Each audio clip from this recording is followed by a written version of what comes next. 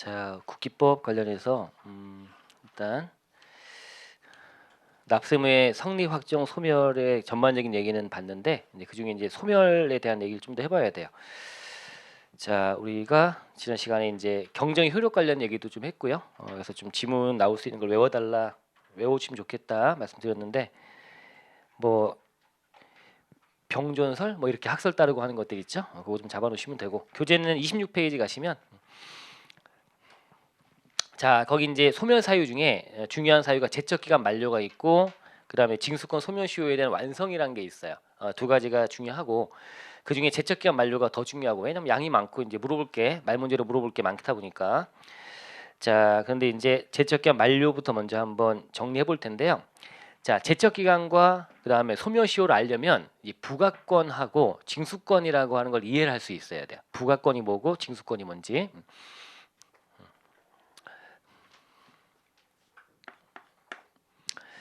자, 이제 부가라는 말 우리 국세 부가의 원칙 하면서 이제 부가라는 말에 대한 정리를 했는데 일단 납세무라고 하는 게 이렇게 쭉 이제 성립을 하죠. 납세무가 성립을 해요. 납세무 성립. 자, 그럼 이제 성립한 납세무에 대해 추상적인 거를 구체적으로 이제 확정을 짓는 과정이잖아요, 그죠? 확정. 자, 그럼 성립한 납세무에 대해서 확정시키는 권한이 부가권이라는 거야. 부가권. 이게 이제 부가권. 그러면 우리가 신고납부 세목도 있다고 그랬는데 신고납부 세목들은 확정시킨 권한이 일차적으로 이제 납세자들이 갖는 거잖아요. 그죠? 자, 그리고 이제 만약에 이제 잘못된 확정이 있다면 과세관청에서 또 부가권 행사를 해서 또 경정이라는 것도 할 것이고요. 쌍방간에 부가권을 쥐고 있다고 생각하시면 되는데 우리 주로 이제 머릿속에는 부가 그러면 이제 과세관청 쪽에서 하는 걸 생각을 많이 하잖아요. 그죠? 자, 부가권이란 게 있어요. 그리고 이제 확정이 됐어요. 그럼 이제 확정 납세무에 대해서는 세금을 걷어가야 되겠죠. 내야죠, 이제 확정됐으니까 내야 되는데 그거를 걷어가는 권한이 이제 징수권이라고 해요. 부가권, 징수권 이렇게 하는 거죠, 이제. 자, 부가권 어떤 게 있겠습니까? 과세관청에 지는 부가권을 좀 떠올려 보시면 이제 세금을 이제 결정하는 뭐 정부 부가 세목들은 정부에서 부과하는 거니까 당연히 뭐 결정이란 것도 있을 거고요. 결정. 자, 또는 결정에서 확정된 납세무에 대해서 고치는 고질경자 써서 경정이란 것도 부가권의 일종이에요. 경정, 결정, 경정. 자, 또는 이제 부과했던 걸 취소하는 것도 이것도 부가권이라고 해요. 부가 취소. 이런 것들이 다 부가권의 일종이 되는 거죠. 이제 부가권, 결정, 경정, 부가 취소 이런 것들이고요. 돈 달라고 하는 징수권이 있는데 징수권이라고 하는 거는 이제 당연히 이제 돈 내세요라고 이제 고지하는 거, 납부 고지. 또 있을 거고요. 그 다음에 또 돈 달라고 하는 게 독촉장. 야, 한번 보냈더니 안 되네. 그럼 독촉장을 또 띄운다든가. 좋은 말로 할 때니까 안 듣네. 그러면 이제 재산에 손을 대는 거죠. 이제 이게 압류라고 하는 압류. 여기부터가 이제 강제징수 절차가 들어가는 겁니다. 강제적인 징수. 여기까지 뭐 임의적이다라고 해요. 종이 쪼가리 띄우고 기다린 거 임의적인 징수. 그 다음에 얘가 강제적인 징수 이렇게 해요. 강제. 어쨌든 다 임의적 징수, 그다음에 강제 징수 다 징수권이야, 징수권. 고지, 독촉, 압류 이런 것들이 흘러가는 흐름이 이제 징수권이다라고 보시면 됩니다. 자, 근데 이제 부가권의 또는 징수권의 어떤 성격을 좀 보시면 이 부가권이라고 하는 거는 과세관청 쪽에서 세금을 이제 부과하는 거잖아요. 이 부과라는 건 상대방과 어떤 합의를 해서 하는 것이 아니라 과세관청이 찾아내서 이제 부과를 하는 거야. 자, 그래서 이제 부가권이라고 하는 게 성격은 이제 이런 것들이 있고요. 이런 거 이제 성격이 어떻게 되냐면 일방의 의사표시, 일방의 의사표시, 과세관청의 일방의 의사표시로 자 의사표시로 이제 법률관계가 조세 법률관계가 형성된다고 그래. 형성. 자, 일방의 의사표시는 또 납세자도 될 수 있어요. 납세자가 신고를 하잖아요. 신고하면 이걸로 확정이 되는 거 아닙니까? 신고납부 세목들은 뭐 이런 신고를 하거나 아니면 과세관청에서 결정하거나 또는 경정하거나 등의 일방 의사표시로 조세 법률관계가 형성된대요. 그래서 이제 이 부가권을 형성권이라고 하기도 해요. 형성권. 근데 징수권이라고 하는 거는 돈 달라고 하는 거잖아요. 요거는 상대방이 내야지만 끝나는 거잖아요. 그죠? 그래서 상대방의 이행이 필요해요. 상대방 이행. 일방이 아니라 상대방의 이행을 해야 돼요. 이행. 자, 이행이 없으면 상대방이 이행하지 않으면 돈 내지 않으면 계속적으로 얘를 계속 청구하는 거죠. 돈 달라고 청구하는 거죠. 그래서 이거를 청구권이라고 해요. 징수권은 청구권이다라고 해요. 자, 들어보니까 그런 것 같아요. 그죠? 예, 부가라고 하는 거는 상대방의 동의 없이 그냥 일방이 부가를 하는 거니까 그래서 일방의 의사 표시로 형성되는 거다. 형성권. 얘는 상대방이 돈 내야지만 되는 거니까 청구하는 거다. 청구권. 자, 그럼 이제 부가권이라고 하는 거는 일방의 의사 표시로 찾아내는 거니까 요거는 또 이 부가권이라는 걸 천년만년 주면 되겠습니까? 안 되겠죠, 그죠? 일단 생겨난 세금을 찾아내서 세금을 걷는 거는 당연히 계속 가능한 게 맞긴 하겠지만 그랬다가는 몇십 년 동안 계속 이제 시달리는 거 아닙니까? 그래서 이 권리관계를 존속하는 기간을 일정 기간으로 딱 막아놓은 거예요. 그게 이제 제적 기간이 등장하는 거야. 여기 보실 제적 기간이. 그래서 부가권에는 제적 기간이 나와요. 제적 기간. 이렇게 형성할 수 있는 권한을 갖는 어떤 유효기간이야. 제척기간은 이 부가권에 대한 권리의 존속기간이라고 불러요. 존속기간. 권리가 계속 존속하는 기간. 이게 제척기간이야. 이른바 유효기간이죠. 제척기간. 그래서 이 제척기간은 찾아내서 이제 과세관청에서 부과를 하는 건데 그 부과에 대해서 찾기 어려운 정도에 따라 차등해 가지고요. 다양하게 제척기간이 존재하는 거야. 그래서 제척기간은 보통 한 5년 내 찾아라 이런 게 있고 또는 어떤 뭐 7년 내도 있고요. 7년 내. 얘가 신고 안 했어. 그럼 찾기가 좀 더 어려울 거 아니냐? 신고한 거에 찾아내는 거 좀 쉬운데 신고했다면 5년이고 신고 안 했으면 7년이고 얘가 또 사기나 부정행위로 막 은닉하려고 숨긴 거는 찾기 더 어려우니까 좀 더 길게 10년 이렇게. 5년, 7년, 10년. 또 뭐 상등세는 뭐 10년, 15년에서 15년짜리도 나오고 막 그래요. 또 여기 예외적인 거 나오기도 하고요. 예외도 있고 뭐 예외. 여기 안에 이제 추가로 예외 제척 기간 원칙 제척 기간, 예외 제척 기간 또는 뭐 특례 제척 기간 이런 것도 나오고 막 그래요. 다양하게 상황별로 주어지는 게 제척 기간이다라고 보시면 됩니다. 자, 근데 제척 기간은 그냥 유효 기간만 부여한 거야. 그래서 이 일정한 어떤 유효하는 어떤 기간이 끝나면 만료가 돼 버리면 이제 더 이상 부과를 못 하는 걸로 끝나는 거고요. 그 기간에 대해서는 처음에 장단을 딱 둬 가지고 길고 짧고를 둔 거지. 이게 중간에 뭐 중단된다든가 정지한다든가 이런 건 없어요. 그냥 찾아낸 기간을 무신고는 몇 년, 찾기 어려운 정도에 따라서 몇 년간 할 수 있어, 몇 년간 할 수 있어라고만 정하고 있는 거예요. 이게 이제 어떤 제척 기간에 대한 내용이다. 그래서 다양하게 정해져 있다. 찾기 어려운 정도, 쉬운 정도에 따라서 차등해서 하고 있고요. 이 청구권에 대한 징수권에 대한 거는요. 이거는 유효 기간을 두면 돼 안 돼? 이건 상대방이 이행을 해야 돼요. 돈 안 내고 도망 다녀 버리면 그럼 못 찾아내면 안 돼. 못 거두면 상대방이 돈을 내야 되는데 상대방한테 돈 받아내는 유효기한을 두면 안 되는 거예요. 그래서 이거는 얘랑 달라. 그래서 소묘시효는 징수권은 소묘시효가 있어. 소묘시효. 이제 소묘시효라는 게 등장합니다. 제적기한이 아니고요. 소묘시효야. 시효. 자, 뭐 공소시효 뭐 이런 거잖아요. 우리 뭐 죄를 지었다든가 이런 건데 이제 한참 지나가지고 이제 뭔가 여러 가지 이제 과학이 발달되다 보니까 뭔가 증거를 찾아내고 막 그래가지고요. 얘를 죄를 물으려고 했더니 공소시효가 뭐야? 검사가 소를 제기해서 재판장 판사 앞에 세우는 거죠. 이제 얘를 죄를 묻기 위해서 그걸 할 수 있는 기간이야. 그 기간이 이제 끝나버리면 더 이상의 죄를 못 묻는 거야. 이런 거예요. 그래서 그게 이제 소묘시효라는 거. 소묘시효. 이 소묘시효라고 하는 거는 이거는 막 권리를 행사하지 않고 있는 권리 불행사 상태예요. 불행사하고 있는 기간이야. 즉 행사하지 않고 있는 기간이에요. 자, 그래서 어떤 유효기한이 있는 것이 아니라 얘는 이제 상대방이 돈을 내야 되는 거 아닙니까? 그죠?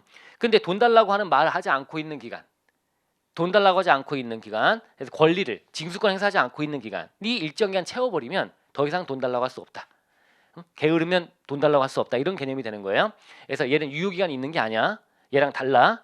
얘는 찾아내는 일방 의사표시도 찾아내는 거야. 찾아내는 거를 일정 기간 동안 할 수 있다라고 하는 거고요. 얘는 권리 행사하지 않고 있는 기간이 일정 기간 계속 이어져 버리면 그게 이제 어떤 뭐 관성의 법칙이라고 해야 되나? 그래서 그 권리 행사하지 않고 있는 기간이 굳어져 버리는 거죠. 이제 행사하지 않고 있으면 그러면 이제 더 이상 못 걷는다라고 하는 거예요. 약간 다르다. 성격을 잘 이해하셔야 돼요. 자, 그럼 소멸시효라고 하는 거는 이건 찾기 어려운 정도에 따라 하는 것이 아니기 때문에 그냥 권리 행사하지 않고 있는 기간, 게으른 기간을 따지기 때문에 그냥 얘는 그냥 기본적으로 5년이야. 5년. 5년. 자, 그런데 이제 이게 또 이제 중간에 뭔가 개정을 해가지고요. 좀 길게 이제 2배로 10년 하는 것도 있고 그래요. 금액이 좀 크면 이거는 이것도 좀 더 길게 해줄까라고 해서 이제 이른바 5억 이상 국세는 금액이 5억이 넘어가는 5억 이상 되는 국세는 10년으로 좀 길게 할게라고 돼 있는 걸로 두 가지로 나눠 놓고 있고요. 얘는 특이한 게 이제 얘가 중단이라는 제도가 있고요. 중단 또는 정지라는 게 있어. 중단과 정지가 있어요. 소멸시효는. 자, 중단은 뭐겠어요? 권리 행사하지 않고 있는 기간이 이어지고 있는데 중간에 권리 행사 해버린 거야. 어? 납부 고지한 다음에 돈 달라고 한 다음에 계속 이어지고 있는 독촉장 한번 띄워버린 거예요. 그러면 이제 이거는 깨져버리는 거죠. 불행사 상태가. 그럼 다시금 또 시작해야 되는 거야. 이게 중단이야. 중단돼 버렸다는 거죠. 다시 또 5년을 또 채워야 되는 거야. 아셨죠? 5년 채워야 된다. 이런 개념이 중단이고요. 정지는요. 세무서에서 봐주거나 뭐 여러 가지 이유가 있기 때문에 잠깐 서 있는 거야. 잠깐 일시정지. 멈춰놨다가 다시. 그러면 5년인데 3년 정도 있다가 이런 사유가 정지 사유가 발생했어. 그럼 사유가 끝나고 나면 다시 남아있는 2년 더 채우면 완성이 되는 거예요. 만약에 중단되면 3년쯤 있다가 중단돼 버리면 다시금 또 5년을 또 채워야 되는 거야. 중단은 진행됐던 시효가 소멸돼 버리고요. 다시 시작하는 거고요. 중단은 정지라고 하는 거는 진행된 시효는 유효하고요. 그리고 이제 끝난 다음에 다시 잔여 시효가 완성되면 그러면 시효가 완성된다고 합니다. 약간 다르다. 중단은 끝나버린 거고 정지는 잠깐 멈춰 있는 거다라고 보시면 돼요. 요 사유를 좀 암기하시는 게 좀 중요하죠. 이제 자 소멸시효는 양이 좀 작아요. 그래서 제척기간 자체가 다양한 것들 특례 예외를 보다 보니까 시간이 좀 많이 걸리는 거고. 자 그럼 이제 제척기간은 유효기간이니까 유효기간이 만료가 됐다라고 해요. 만료. 얘는 만료가 됐다 그래요. 만료. 자 만료가 되면 이때 납세무가 소멸됩니다. 만료시 납세무가 소멸돼요. 만료시 소멸하는 거야. 우린 지금 소멸 이걸 보려고 하는 거잖아요. 그래서 전반적인 얘기를 지금 보고 있는 거고. 자 징수권은요. 소멸시효가 5년 동안 행사하지 않고 있는 기간이 완성이 됐대요. 완성. 아 중단도 없고 정지도 없고 해서 다 이제 완성이 됐구나. 중단되면 다시 시작했다가 5년 채운 거라든가 정지는 잠깐 멈춰 있다가 채웠다. 어쨌든 완성이 됐다. 5년이당 채워졌다. 불행사 상태가. 그 완성하게 되면 납세무가 이때도 소멸됩니다. 둘 다 납세무 소멸 사유 중에 하나야. 그럼 납세무 소멸은 우리 지난번에 들어봤지만 이제 뭐가 있었어요? 납부가 있었고요. 납세무가 끝나는 거지. 돈 내면 끝나는 거지. 또는 환급받을 거면 퉁쳐버리면 충당이란 게 있었고 납부 충당. 또는 부가 취소 있죠? 부가 철이 아니라 그랬죠? 부가 취소. 그래서 성립에 하자가 있으니까 소급해가지고 성립으로 가가지고 하자가 있으니까 없었던 거다라고 돌리는 부가 취소도 있고요. 그 다음에 이 제척기간 만료도 있고요. 소멸시효 완성도 있는 거야. 그래서 이 5가지가 납세무 소멸 사유가 되는 거예요. 5가지. 납부, 충당, 부가 취소 이 2가지. 5가지가 소멸 사유다. 자 이렇게 보시면 되고요. 자 그럼 이제 제척기간부터 먼저 정리하시는 겁니다. 제척기간은 이거는 권리를 행사할 수 있는 찾아내 갖고 세금을 거둘 수 있는 유효기간이구나. 그 유효기간이라고 하는 게 대체 어떻게 돼 있지라고 하는 걸 보시는 거예요. 자 이제 제척기간 들어갑니다. 자 여기서 잠깐 여기서 마무리. 자 이제 부가권이라고 하는 거는 찾아내는 거잖아요. 그럼 이제 찾아내서 확정을 시켰어요. 그럼 부가권이란 건 확정시키면 그 상태면 소멸돼 버립니까? 부가권이? 지난번에 말씀드렸던 것 같은데 부가권은 소멸되는 게 아니야. 얘는 확정이 됐어. 그러면 이때부터는 다시 징수권 딱 끊어지는 게 아니라 이때 부가권인데 사실은 부가권은 쭉 이어지는 거야. 확정 납세무를 뭐 하는 거죠? 이제 경정하는 거죠. 확정이 1,000만 원인데 세무서가 찾아갖고 1,200만 원 조사해갖고 다시 바꾼 거야. 경정했어요. 고쳤어요. 그것도 부가권이에요. 확정 납세무를 변경하는 것도 부가권이야. 부가권은 쭉 유효한 거야. 이 납세무가 소멸되기 전까지는 부가는 계속 유효한 거야. 근데 그게 이제 제척기간 만료가 돼버리면 유효기간 자체를 뒀으니까 그게 끝나버리면 더 이상 못 매기는 건 맞지만 이 제척기간 살아있는 기간 내에는 계속 유효한 거야. 아셨죠? 그래서 부가권은 소멸되는 게 아닙니다. 부가권은 쭉 있는 거야. 부과할 수 있는 거는 쭉 있다. 그리고 다시 또 부가권이라고 하는 건 왠지 느낌이 세금 때리는 느낌이 들지만 여기 경정은 감액 경정도 있잖아. 어제 그죠? 감액 경정. 줄이는 것도 경정이야. 늘리는 것도 줄이는 것도. 또 부가 취소도 아예 없던 걸로 돌리는 거니까 이것도 부가권이라고 하는 거예요. 그러니까 부가란 말이 왠지 늘리는 느낌만 드는데 줄이는 것도 부가권이야. 아셨죠? 늘어나거나 줄어들거나 다 부가권이다. 그런 느낌을 좀 가져놓으시고요. 자, 그 다음에 이제 제척 기간을 보자. 이제 제척 기간. 자, 제척 기간은 원칙과 예외와 특례로 나눕니다.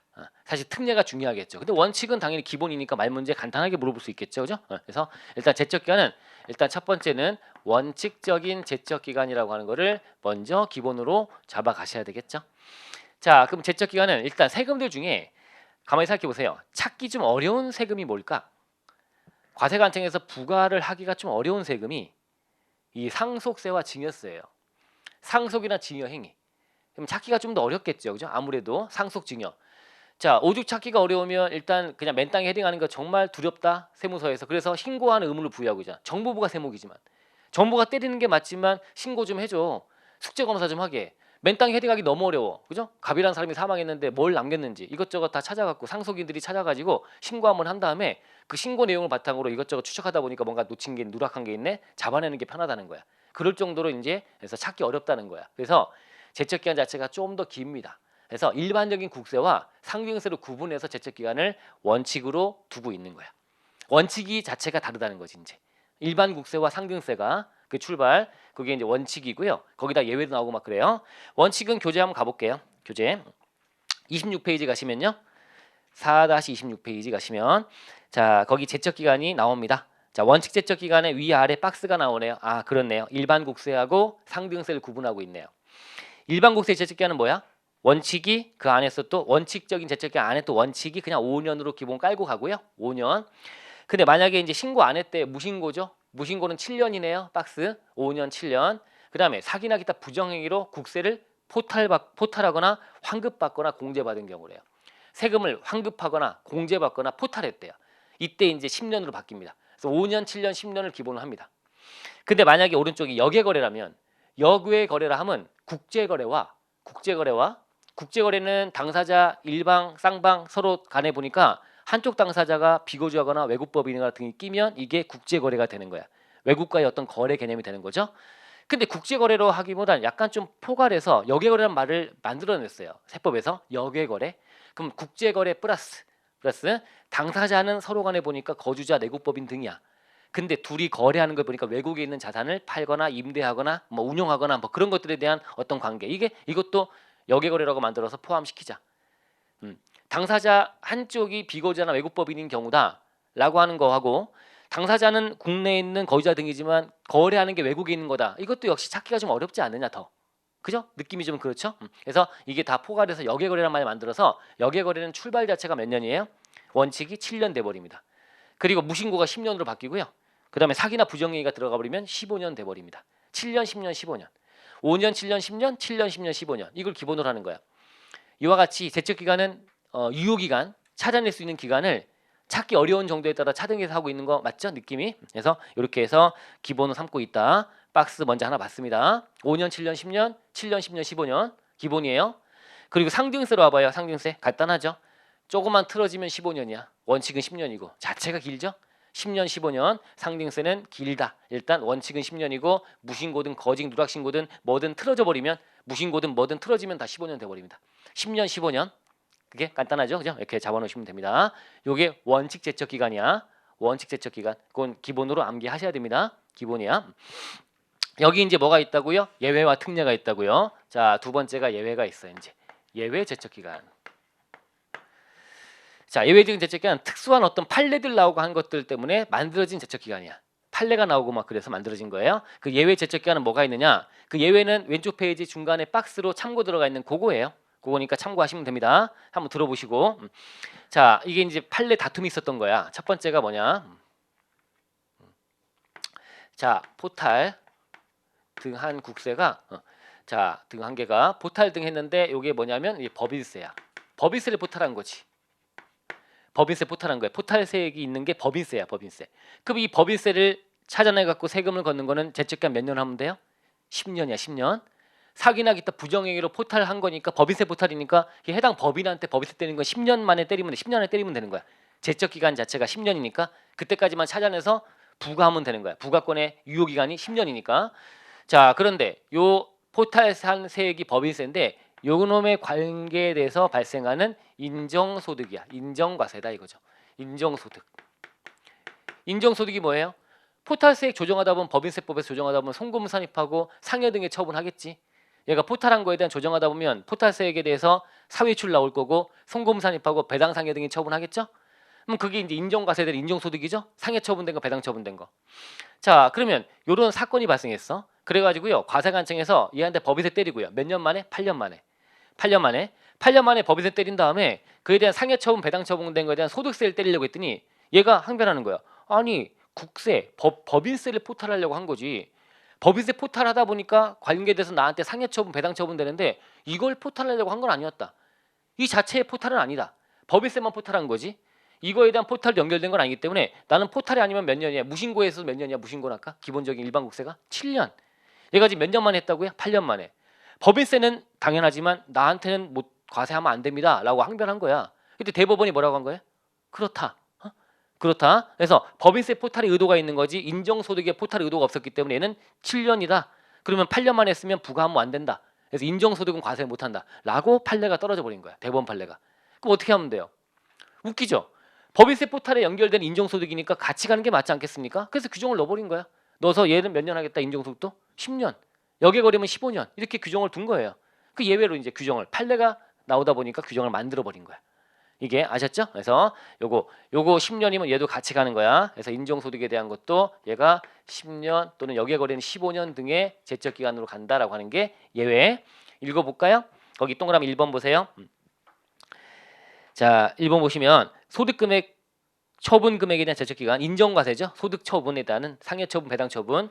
부정행위로 포탈한 국세가 법인세이면 이에 대한 소득 금액 처분에 대한 소득세나 법인세도 그 소득세 법인세를 부과하는 날부터 몇 년? 10년, 여기에 거래는 15년 등의 제적 기간을 적용한다. 맞죠? 그래서 이렇게 만들어놨다. 이해하시면 돼. 그래서 연결돼서 연동돼 갖고 이제 이렇게 해서 같이 간다. 아셨죠? 이렇게. 자, 두 번째는 또 어떤 예외가 있느냐? 이거 다툼이 있었던 거야. 자, 이게 이제 VAT야. VAT 관련된 가산세야. 가산세에 대한 제적 기간. 가산세인데 여기 이제 보통 2%짜리와 3%짜리로 보시면 돼요. 2, 3%짜리 가산세 아시죠? 가공, 그다음 미발급 막 이런 거야. 가공, 있지도 않은 거래에 발급한 거야. 거래 없이 가공으로 서로 수수한 거야. 이런 거. 자, 그럼 여기서 이제 얘 제적기간 몇 년으로 해야 돼요? 가공이나 이런 게 있다는 얘기는 이건 포탈 아니야, 포탈. 가공행위, 가공생계한서, 자료상 이렇게. 뭐 이런 것들에 대해서 이거는 포탈이니까 이걸 10년으로 하겠다라고 과세관청이 했더니 예를 들면 뭐 9년 만에 찾아냈나 보지. 9년 만에 해서 세금을 때리려고 가산세 때리려고 했더니 10년이다라고 알고 있었는데 10년으로 생각하고 있었는데 이게 또 대법원까지 간 거야. 그럼 여기서 뭐라고 하냐면 자, 우리가 거기 위로 올라가서 거기 포탈에 관련된 거 제적 기간 보세요. 원칙 일반 국세 거기 뭐라고 표현되어 있어요? 부정행위로 국세를 포탈하거나 환급받거나 공제받은 경우에만 요때만 10년이에요. 그러면 만약에 갑이 을에게 실제 거래 없이 생명사를 발급해 준 거야. 가공 발급한 거지. 얘가 포탈했습니까? 더 내는 거 아니야? 있지도 않은 거래에 대해서 얘가 더 발급한 거 아닙니까? 거래 안 하고 매출세액을 발생시켜서 낸다는 거니까 이거는 포탈이 없잖아. 내가 뭘 포탈했냐는 거야. 포탈한 건 없잖아. 세금이 줄어든 거예요. 있지도 않은 거래에서 발급했는데 발급을 더한 거잖아. 그럼 이건 포탈 행위가 없다고 보는 게 맞죠? 그러다 보니까 이거는 포탈이 아니네 이게 돼버리는 거야. 그래서 부랴부랴 넣은 거죠. 이것도 규정을 넣어가지고요. 이것도 몇 년 하겠다고요? 이거에 대한 가산세에 대한 제적 기간도 이것도 포탈 행위 물론 포탈을 통해서 국세를 포탈 환급 사기나 부정행위로 포탈 환급 공제받은 국세는 없지만 포탈세액은 없지만 그래도 그에 대한 가산세 부분에 대해서는 요거는 가산세를 몇 년 동안 매길 수 있다. 이것도 10년이다 이거죠. 10년이다. 이렇게 해서 규정을 넣은 걸로 보시면 돼요. 아셨죠? 자, 여기에 들어와 있다. 여기 동그라미 2번. 자, 읽어보시면 부정행위 가산세 제적 기간 나서자가 부정행위로 생계한사나 계산사 불성시 가산세 부과량이 되는 경우 관련해서 가산세는 10년간 제적 기간 한다 이렇게 돼 있습니다. 부정인 것들은 다 미발급이나 가공발급 같은 것들이야. 2, 3%짜리 좀 센 것들이야. 그리고 계산서도 이제 가시면 부가가세법에 나온 게 아니라 요거는 소득세법 등에 나온다. 그죠? 나온다. 계산서는 당연히 면세납자들이니까 그래서 그쪽에도 계산서 관련해서 가공이나 이런 것들은 가산세가 2%로 돼 있습니다. 약간 다르긴 해요. 그래서 가공도 2%가 3%가 아니고 2%로 돼 있어. 계산서는 가공일 때. 그래서 3%짜리 없습니다. 어쨌든 간에 뭐 그건 뭐 중요한 게 아니고 그런 가산세들 이런 것들은 포탈한 국세가 없다 하더라도 잘못한 행위에 대한 거니까 이거는 10년으로 하겠다라고 별도로 만든 거다라고 보시면 됩니다. 따라오셨죠? 그래서 이렇게 딱 포인트만 잡으시면 돼. 자, 세 번째는 또 어떤 예외가 있느냐? 이게 2월 결손금 공제에 관련된 거야.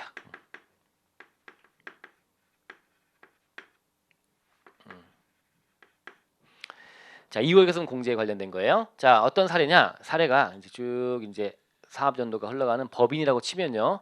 어떤 법인이 있었어. 자, 요 연도가 있어요. 요 연도가 보니까 2015년쯤 됐대요. 이 연도에 이제 법인이 번 거 갖고 신고를 하는데 자, 각사 소득 금액이 각사소득 금액을 구해봤더니 여기 이제 마이너스야. 마이너스 1000이 나왔대요. 마이너스 1000이 나왔대요. 그럼 뭐가 발생했죠? 개손금 발생했죠. 그럼 2015년도에 발생한 개손금 몇 년간 공제할 수 있습니까? 2008년까지는 5년이었고 2009년부터 19년도까지는 10년이고 20년도부터는 15년이고 그럼 얘는 10년간 되는 10년간? 그럼 얘는 이제 법정 신고 기한 딱 끝났습니다. 자, 끝나면 이때 신고를 3월 말까지 하겠지. 이때 결손 신고 하겠지.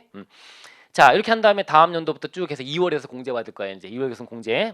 자, 근데 계속 뭐 찔끔찔끔 마이너스인지 뭔지 공제를 못 받았습니다. 이렇게 쭉 흘러가다가 공제 못 받고 흘러가다가 한참 지나갔고요. 2024년도가 돼갔고요. 4년도가 돼서 이때 이제 공제 받을 상황이 된 거야. 그래서 이때 각사 소득 금액을 구해봤더니 소득 금액을 봤더니 요게 드디어 이제 요게 뭐 1,300이 발생한 거지. 1,300이 발생한 거예요. 자, 그럼 여기서 이제 마이너스 2월 결손금을 공제할 수 있지 않습니까? 이 공제 가능해 안 돼요? 공제 가능하지. 이제 그래서 요때 10년간 2월 되는 거니까 20년도 공제 가능합니다. 그래서 얘를 요때 집어넣어 갖고 공제하려고 딱 집어넣은 거야. 그래서 얼마? 1,000만 원을 다 공제할 수 있다라고 해서 공제 받는 겁니다. 공제 받고 얘는 300만 원만 이제 과표예요라고 해서 300에 대한 세금 내는 걸로 요때 다음 연도 3월 31일 날 요때 이제 법인세를 신고한 거지. 이렇게 공제하고 신고한 거야. 자, 그러면 요 신고를 받은 세무서에서는 보니까 2월 결손 공제를 신고했네. 그럼 2월 결손금이 이게 1,000만 원이 넘어온 게 맞나?가 궁금한 거야 이제. 한번 보고 싶은 거야. 이 공제받은 2월 결손 맞나? 공제 궁금해요. 그래서 이제 이 연도로 가서 이 연도에 증빙 장부 같은 거 좀 갖고 오세요라고 했어. 장부. 그럼 장부는 몇 년간 보존하는 거야? 5년이죠. 역외거래는 7년으로 됐다 맞죠? 우리가 보칙 봤죠, 그죠? 그럼 어쨌든 얘가 5년, 7년 어쨌든 간에 이제 지나버렸잖아. 5년간 보존. 언제부터 5년간 보존이었지? 주기했죠? 법정 신고기한 경과 5년이야.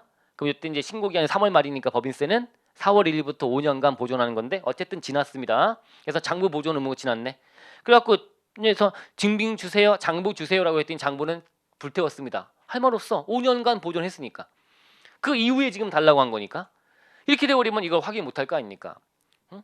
그러면 지금 2월 결손 공제 시한은 지금 10년, 15년 길어졌는데 옛날에 5년일 때는 문제 없었지. 2월 공제 기간이 5년이었던 2008년까지 5년이었던 그때는 전혀 문제 없었는데 이 기간이 길어지면서 이제 문제가 발생하는 거야.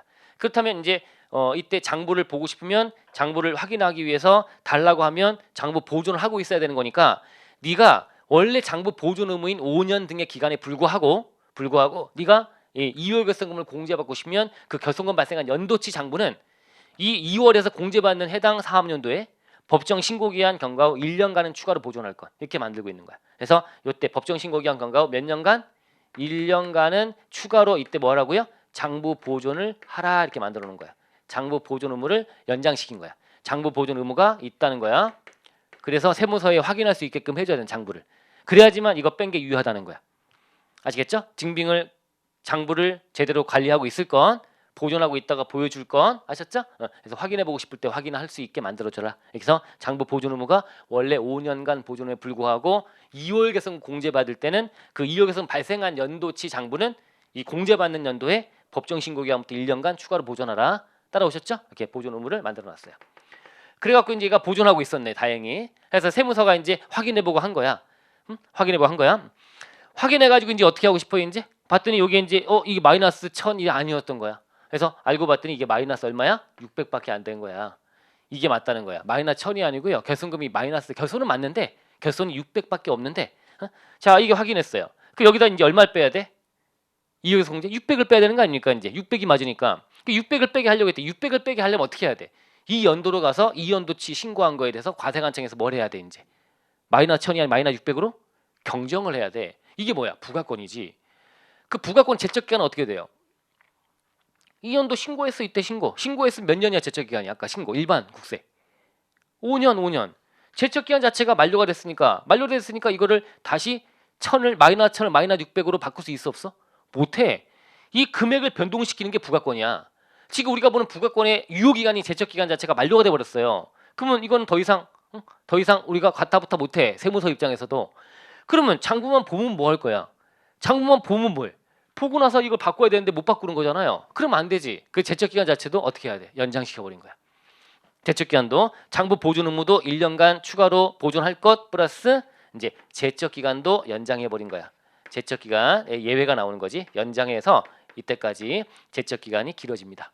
그러면 장부를 가지고 확인해서 이게 600이 마이너스 600이 맞으면 이거를 이때로 가가지고 요거를 마이너스 1000에서 마이너스 600으로 경정을 합니다.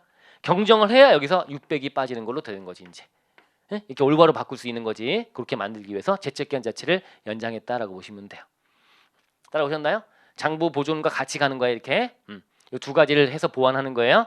이역에서는 공제 시한이 길어지다 보니까 이런 문제가 발생했다. 옛날에 5년일 때는 별 문제 없이 장부도 5년간 보존하고 제척기간도 5년이다라고 해서 맞아떨어지니까 크게 문제 없었는데 10년으로 늘어나고 15년 늘어나다 보니까 이런 문제가 발생한다. 따라오셨죠? 그래서 거기에 이제 3번이야. 26페이지 3번. 이역에서는 공제 시 제척기간 5년, 7년 등의 제척기간이 끝난 날 이 속하는 과세기간 이후에 과세기간에 소득세법 등에 따른 이역에서는 공제를 만약에 받는 경우라면 그 개선금 발생한 과세기간에 법인세나 소득세는 이걸 공제한 과세기간의 법정 신고 기간으로부터 1년간 추가로 연장해서 제척 기간을 더 길게 가져갈 거야. 따라오셨죠? 이렇게. 자, 돼 있고요. 이제 4번이 상증세법 관련된 얘기야. 상증세법. 여기 이제 4번. 4번이 이제 이게 부담부 증여 관련된 얘기인데요. 부담부 증여. 부담부 증여는 두 가지 세금이 맞물리는 거 느낌은 오죠? 부담부 증여는 어떤 세금이 맞물리는 거야? 양도세와 증여세가 맞물리는 게 부담부 증여예요. 부담부 증여. 자, 그럼 여기서 이제 예를 들어서 이제 여기 갑이 있어요. 여기 이제 아들이 있지. 을. 갑이 을에게 이제 이렇게 해서 이제 건물 하나를 증여했습니다. 건물 하나를 증여했어요. 자, 그래서 증여. 자, 증여했어요.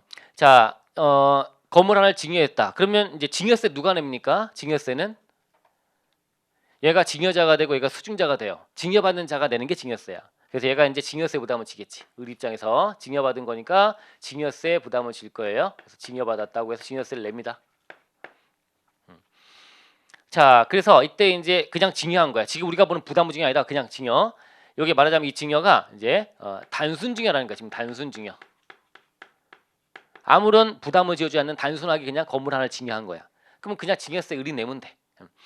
그래서 이제 다 신고 끝났고 결정도 증여세 결정했고 증여세는 정부부가세 보니까 결정한다고 그랬죠. 정부부가세 보니까 신고는 받되 신고는 협력금으로 부여하되 확정은 안 되는 거 과세관청에서 이제 결정해서 매듭 지은 상태야.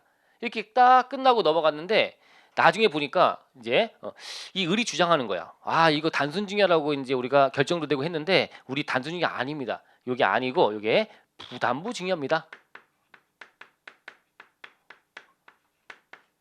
자, 부담부 증여가 뭐예요? 요게 증여하는데 요게 이제 10억짜리 만약에 건물이었다고 한다면 10억짜리 그럼 얘가 10억짜리 증여받았다고 세금을 냈을 거 아닙니까? 근데 이제 10억짜리 건물 주면서 여기다가 채무가 한 4억쯤 있는데 4억만큼의 채무를 떠안긴 거. 이게 부담부 증여야. 해서 부담부 증여입니다. 여기 이제 채무가 있습니다. 채무를 을이 떠안았습니다. 을이. 갑의 채무를 을이 넘겨받았습니다. 그래서 채무가 한 4억만큼 있습니다. 라고 얘가 주장을 하는 거예요. 을이. 그래서 이건 부담부 증여입니다. 그럼 나는 순수하게 증여받은 거 얼마입니다? 얼마에게? 6억이 되는 거지 이제. 빚을 떠안았으니까. 아버지로부터 빚을 내가 떠안았기 때문에 내가 순수하게 받은 건 증여는 6억이니까. 그래서 이제 증여세 쪽 계산 구조에 가보면 부담부 증여 인수채무액이라고 해서 이 채무액은 차감합니다. 그래서 10억에서 4억을 빼니까 6억이에요. 그렇게 바꿔달래요. 그러면 세무사가 봤을 때 그러냐? 확인해 보니까 부담부 증여 맞아. 얘가 채무 떠안는 게 확인됐거든. 그러면 이제 증여세 어떻게 해야 돼? 증여세 10억에 대한 증여 냈던 거를 이거를 증여세를 감액 경정해야 돼요. 감액 경정. 감액 경정. 세금을 줄이는 경정을 하는 거지 이제. 이 경정은 부가권이야. 할 수 있어 없어? 할 수 있어 없어? 얘가 봤더니 얘가 한 8년 만에 이런 일이 발생했대요. 8년 만에. 8년 만이면 그러면 증여세야. 원칙이 10년이잖아. 그리고 틀어지면 15년이고 길잖아요. 그럼 증여세 당연히 감액 경정할 수 있어 없어? 과세관청에서 부가권 행사 할 수 있죠. 경정도 감액 경정도 부가권이라고. 얘는 가능해요. 자, 그런 다음에 이제 과세관청은 얘를 줄여준 다음에 뭘 해야 돼? 이제 과세관청은 이어서 야, 가봐. 너는 이제 부담부 증여니까 채무를 아들한테 떠넘긴 거니까 너는 그만큼 채무 안 갚아도 되는 거니까 양도다. 부담부 증여는 양도와 증여가 섞인 게 부담부 증여야. 그럼 얘한테 이제 별도로 뭘 해야 돼? 이제 추가로 양도 소득세 세부담을 지워야 되는 거야. 얘를 이제 부과해야 되겠죠. 양도세를 부과해야 되는 거야. 양도가 맞으니까 4억 원어치에 대해서는. 자, 그래서 얘는 감액 경정하고 나서 이어가지고 양도세 부과 처분을 얘한테 이렇게 하려고 했더니 했더니 얘가 8년 만이라며. 그러면 갑은 양도세 신고했어 안 했어? 안 했잖아. 무신고잖아. 뭐 사기나 부정행위 아니지 이게. 판단의 문제니까. 그러면 이건 사기나 부정행위 아니면 일반 국세는 몇 년이야 제척 기간이? 무신고는 무신고 신고 안 했잖아. 7년이야. 그러면 8년 만에 했으면 할 수 있어 없어? 못해. 어이없잖아요. 부담부증에는 같이 가야지. 한쪽이 징여면 한쪽이 양도가 되는 부담부증에 대해서 제척기간 자체가 얘는 긴데 얘 제척기간은 짧기 때문에 얘는 감액해 주는데 얘는 줄여주고 얘는 못 걷어가. 웃긴 거잖아. 국가가 손해보는 거 아닙니까? 같이 가야지. 자, 그래서 이걸 맞추자 이거죠. 그래서 부담부증여 시에는 이때 뭐에다 맞추면 될까요? 그럼 얘를 여기다 맞출까? 양도세 7년짜리로? 아니죠. 원래 이게 있으니까 얘를 같이 맞춘 거야. 그래서 양도세에 대한 요거에 대한 제척 기간을 뭘로 해버린 거야? 양도세 기간을 증여세의 제척 기간으로 통일시킨 거야. 얘 제척 기간이 있어서 감액했다면 얘도 양도세 부과도 할 수 있게 똑같이 맞춰버린 거야. 그래서 10년으로 맞춘 거지 말하자면 증여 제척 기간으로. 이거 은근히 잘 물어봐요. 양도세로 맞췄다면 틀린 지문이야? 증여세로 맞추는 거야? 또는 뭐 달리 간다 틀린 지문이야? 같이 가는 거야 이제. 단어로 묶인 세트야 세트. 부담부증에는 부담을 지어주는 증여, 증여와 양도가 섞인 거니까 증여 제척 기간으로 맞춘다. 증여세의 제척 기간을 양도소득세의 제척 기간으로 한다. 증여세의 제척 기간을 이쪽의 제척 기간으로 맞춘다. 그래서 10년으로 맞춘다. 맞추니까 얘 부과할 수 있다 없다? 있다. 8년 만에 했어도 부과할 수 있다. 얘는 몇 년이니까? 10년이니까. 10년이니까 또는 신고 안 한 거니까 뭐 해서 증여세 쪽에 뭐 신고 안 한 걸로 친다면 15년 될 수도 있고 등등해서 같이 맞춘다고 생각하시면 돼. 같이 간다고 생각하시면 돼요. 이런 식으로 생각하시면 되는 게 부담부증여. 자, 예외 다 봤네요. 그래서 4번에 예외. 자, 부담부증여 시 이제 지문. 자, 거기 내용이 보시면 부담부증여에 따라 증여세와 양도세가 함께 과세가 되는 경우에 그 양도소득세는 아래에 나와 있는 증여세 제척 기간으로 적용한다. 10년 또는 15년 한다. 되셨죠? 그래서 이렇게 맞추시면 됩니다. 자, 이게 이제 예외 제척 기간이야. 예외 제척 기간 네 가지가 예외 제척 기간. 이렇게 해서 다 내용 정리했죠? 이렇게 다 각각 이제 판단해서 말 문제 풀어내시면 돼요. 다 말 문제지 뭐 우리는. 그래서 자, 원칙과 예외. 자, 그다음에 이제 세 번째가 이제 특례가 나와. 특례. 특례 제척 기간. 이게 중요하겠지 이제. 그 특례는 되게 많아요. 되게 많은데 그 중에 이제 큰 범주는 두 가지로 구분해. 일단 첫 번째가 상증세 포탈이야. 상증세가 원래 긴데 더 길게 만드는 거야. 상증세 포탈했다면 이 가뜩이나 찾기 어려운 이 상증세에 대해서 포탈했다고? 그러면 이제 이때 제척기 어떻게 되냐면 이게 특이하게도 안날부터 1년이래요. 안날부터 1년이래요. 안날부터 1년. 자, 그러면 안날부터 세무공무원이 알았는데 안날부터 1년하고 한 달쯤 된 거야. 1년 한 달. 그럼 매일 할 수 있어 없어? 안날부터 1년이니까. 안날이 언제야? 모르는 거죠. 안날은 주관적인 거 아니야. 그죠? 안날. 자, 그래서 안날부터 1년이라고 하는 건 너무 추상적이고요. 그래서 이제 이거는 어떻게 보면 안날부터 1년 넘었다 하더라도 나는 어제 알았다고 할 말이 없는 거야. 아니 나 한 달 전 알았는데 아직 1년 안 넘었는데 이렇게 버리면 할 말이 없어요. 언제 아는 거예요 대체? 안날에 대한 게. 그래서 이거는 계속 매기겠다는 의지로 보시면 돼요. 계속 매길 수 있다는 거야. 그냥 안날부터 1년으로 그냥 규정을 둔 거야. 안날이라는 것 출발 자체가 이거는 주관적이기 때문에 이거 모르는 거야. 그러면 알았다면 한 2년 있다가 매겨도 1년 안 됐다라고 해버리면 상관없기 때문에 계속 따라다닌다. 이런 느낌을 가지시면 돼요. 안날부터 1년으로 하고 있다. 아셨죠? 포탈이 있다면 안날부터 1년. 상증세 포탈은 특별히 안날부터 1년. 자, 그럼 이 포탈했다라고 하는 게 있는데 첫 번째, 자, 사유가 있죠. 자, 이 포탈로 보는 사유들이 있어요. 이 사유들이 여기 쭉 가시면 사유가 8가지가 있어요. 자, 이걸 외우라고 하는 거 아니야. 그래서 그냥 좀 이해해 보시면 되고요. 아, 그렇겠다. 찾기 어렵겠구나. 포탈이 발생했구나. 감추려고 했구나. 이런 것들은 다 안날부터 1년이다 라고 하는 걸로 가시면 돼요. 그 사유들이 8가지라고 했는데 한번 훑어볼까요? 자, 맨 밑에 26페이지 하단에 상증세에 대한 특례 제척 기간. 자, 밑에 적용 요건 이제 나오고요. 어쨌든 상증세 포탈이래. 부정행위로 포탈했대. 어떤 거지? 다음 중 하나. 기억. 제3자의 명의로 되어 있는 피상속인이나 증여자. 돌아가신 분이 뭐야? 비상속이냐? 그리고 증여한 자. 자, 그 근본되는 돌아가신 분 또는 증여한 그자의 재산을 상속인 또는 수증자가 취득한 경우에 밑줄 취득한 경우 제3자 명의로 해놨대요. 그래서 발견이 안 된 거지. 이제 돌아가신 날 현재 남긴 것들 가지고 세금 내는 건데 상속은 그 남긴 것들 다 확인해 갖고 세금을 걷어가는 거 다 매듭 짓고 했는데 뭐 이것저것 어영부영 하다 보니까 한 15년쯤 지나갔고요. 한참 지난 거지. 하다 보니까 이게 발견된 거야. 제3자 명의로 해놓은 거를. 그래서 갑이란 사람이 나이가 좀 됐고 회장님이야. 회장님. 갑이란 회장님이 자기 아들, 딸, 뭐 배우자 등등한테 이제 상속 일어날 거다. 나이가 됐으니까. 그럼 내가 죽으면 상속 일어나서 세금 많이 낼 텐데. 그러니까 이거를 자기가 여태까지 한 30년 동안 운전기사로 같이 했던 그런 기사분한테 이거를 자네 명의로 좀 바꿔놓지. 라고 해서 명의를 바꿔놓은 거야. 제3자 명의로.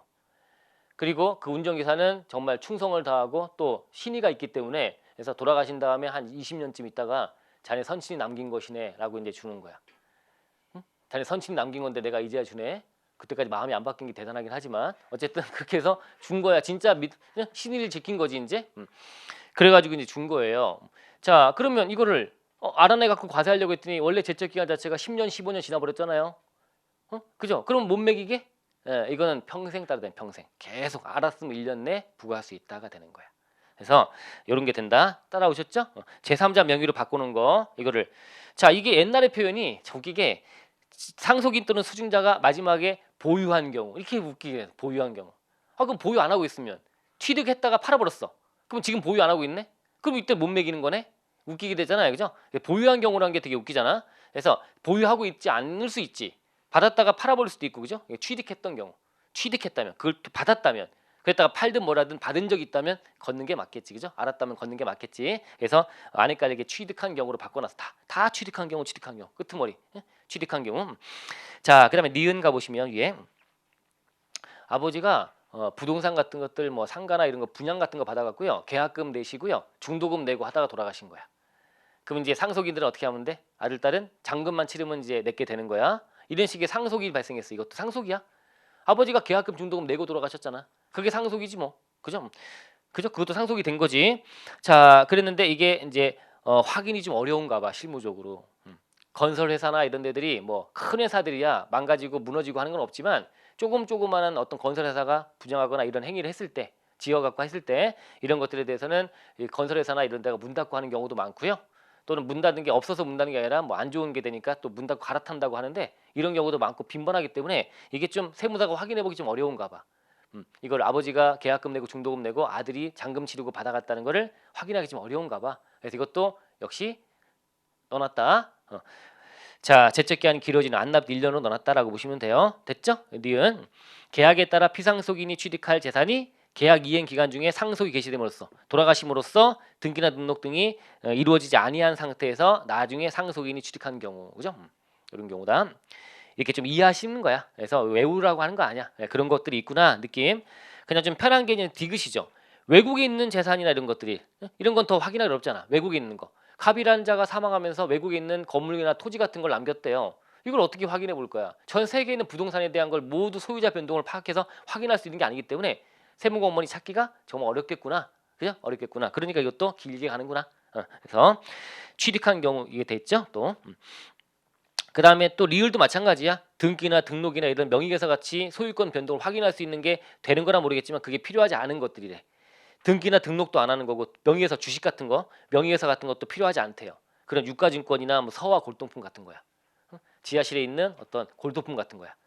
이런 것들을 할머니가 손주한테 준 거야. 이건 네 거다. 내가 할미가 죽으면 이거 네 거니까 알고 있어라고 해서 이제 나중에 그럼 지하실 들어가서 이제 하고 나중에 뭐 하다 보니까 할머니가 주신 거 없다 해서 도자기 같은 건데 이게 뭐지라고 이제 감정을 의뢰봤더니 이게 상감청자 막 이런 거야. 그래서 진품 명품 갖고 나가면 큰일 나지 이제 그러면 바로 들켜. 그러니까 몰래 이제 해가지고 확인해보고 했더니 이게 뭐 한 2억짜리, 3억짜리래요. 그죠? 이런 거야. 이런 거 세무사가 어떻게 알겠냐고. 유통되고 도는 과정에서 큰 물건 하나 나왔다. 그건 뭐야? 이러면 세무공무원도 전담해서 그걸 확인하고 하는 공무원도 있겠죠. 그죠? 시중에 도자기나 이런 것들 많이 장난치니까 그런 것들 야 누가 누구한테 판 거래? 야 그러면 걔는 뭐 다 추적하고 할 거예요. 이게 자금이 좀 있는 자인지 아닌지 이게 어디서 나서 이걸 하는지 이런 것들 다 확인해보고 할 겁니다. 그 과정에 들통난 거야. 들통났으면 이게 봤더니 20년 됐네. 그래 또 알았으면 1년 내에 부과할 수 있다는 거지. 이런 것들이 다 그런 느낌. 자, 그다음에 미음도 마찬가지입니다. 수증자의 명의로 되어 있는 할머니가 손주 이름으로 해갖고 통장 만든 다음에 찔끔찔끔 돈을 계속해서 한 20년, 30년 동안 계속해서 한 10억 정도 부어준 거야 할머니가. 어? 그럼 할머니 거지 할머니 거. 근데 이름만 손주 앞으로 해갖고 한 거죠. 그래서 수증자, 증여받는 손주 명의로 되어 있는 증여자는 할머니 금융자산. 이걸 수증자인 손주가 보유하고 있거나 사용 수익하고 있는 걸 확인했다는 거야. 이런 것도 좀 확인이 어렵죠. 모든 게 다 투명하게 확인할 수 있는 세상이 아니야 아직까지. 그러다 보니까 이런 것도 그렇구나. 또 비읍도 마찬가지. 그래서 상대세법에 따른 비거주자인 피상속인의 비거주자가 돌아가셨나 봐. 비거주자가. 그럼 여러분들 뭐 지금 우리 거기까지 알 건 아니지만 우리 납세무할 때 거주자는 국내외, 비거주자는 국내 이렇게 하듯이 상속이라고 하는 것도 돌아가신 분 기준이야. 돌아가신 분이 거주자가 돌아가셨으면 그때 상속 재산은 국내외 모든 걸 다 과세합니다. 근데 비거주자가 돌아가셨으면요. 그때는 국내 것만 과세합니다. 그럼 비거주자가 돌아가셔서 국내 걸 남긴 거를 우리가 어떻게 알아? 세무사가 어떻게 알아? 미국에 어디 가가지고 해서 미국에 있는 스미스가 죽었어요. 스미스가 사망했어. 그걸 우리 과세관청이 알아가지고 스미스가 국내에 있는 건물 갖고 있었는데 건물이 이게 넘어갔구나. 이거 어떻게 하냐고요. 확인하기 어렵나 봐. 이런 것도 어떻게 하다가 알게 되면 1년 내에 부과할 수 있다. 자, 그런 개념. 자, 시옷은 명의신탁 증여의제라고 하는 거네요. 이것도 그 자체가 찾기 좀 어렵나 봐. 명의를 신탁한 증여의제. 명의탁 증여의제는 뭐지? 명의탁 증여의제가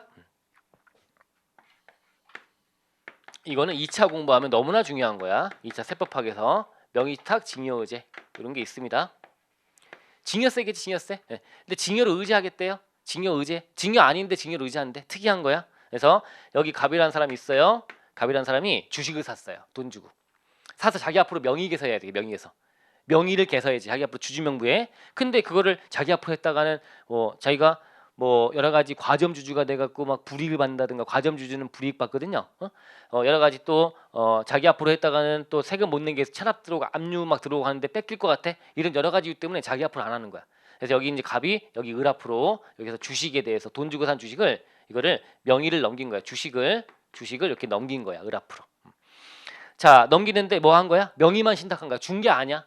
준 게 아니고요. 주식에 대한 명의만 신탁한 거야. 명의만 을로 넘긴 거야. 자기 건데, 을 갑 건데 실제 소유자는 갑이야. 근데 이게 주식을 넘겼어요. 그리고 돈 받았어요, 갑이? 안 받았죠, 그죠? 그럼 얘 형식은 뭐야? 주식을 주고 돈 안 받았으니까 형식은 증여야. 근데 이 실질은 뭐지? 실질은 명의만 신탁한 거야. 준 게 아니야. 명의만 신탁을 해놓고 결국은 갑 거야. 그럼 우리 실질과세 원칙이라는 게 실질과세 원칙. 들어봤잖아, 실질과세 원칙. 그 틀에 따르면 이거는 뭐야? 실질 따라 과세하니까 명의신탁이니까 증여로 보면 안 돼요.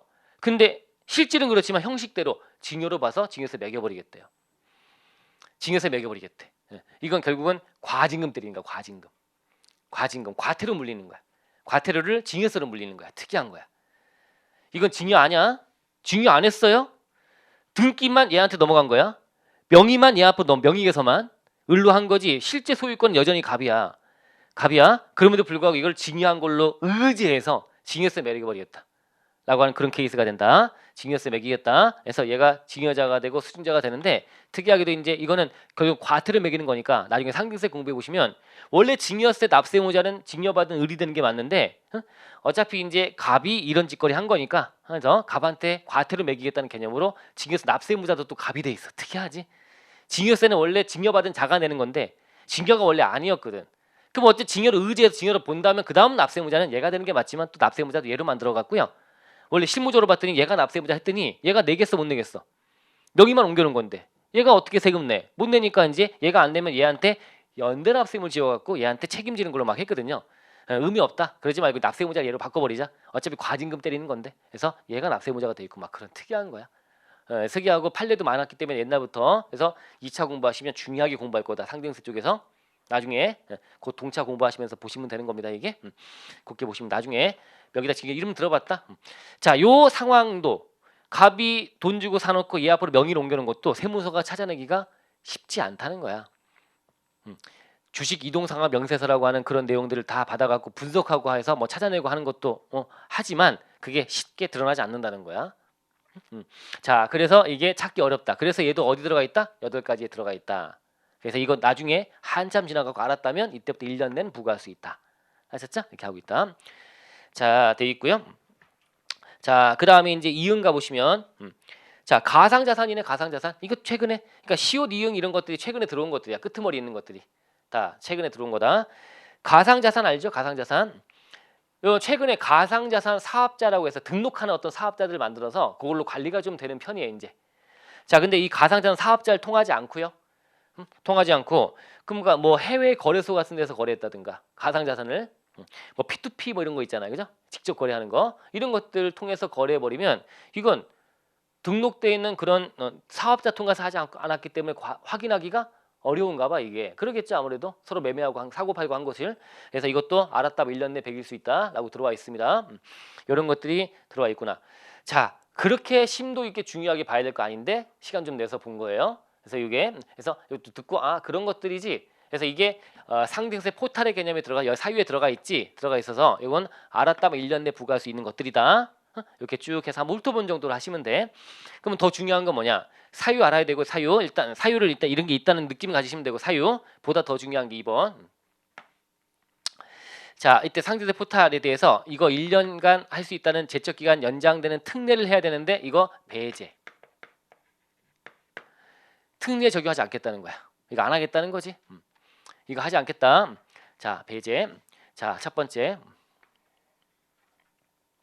자, 상속세는 이제 돌아가신 피상속인이고 이제 남은 사람들이 상속받는 게 상속인들이야. 그래서 상속인.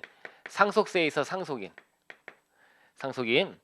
자, 또는 증여세는 이제 살아생전에 주는 거니까 증여자와 수증자. 증여받는 수증자 둘 다 사망 시 죽으면 안 하는 거야. 자, 갑이란 자가 사망에 상속이 발생했어요. 그때 상속이 발생했는데 그거에 대해서 이것저것 확인하기 어려운 것들이 막 있었어.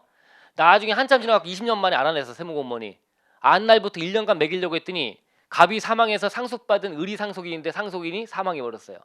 을이 존재하지 않는 거야. 그러면 이때는 끝. 못 매긴다. 끝나버린다. 망자의 뭐 죄는 묻지 않는다. 뭐 그런 거 있잖아, 그죠? 죽어버리면 끝이다.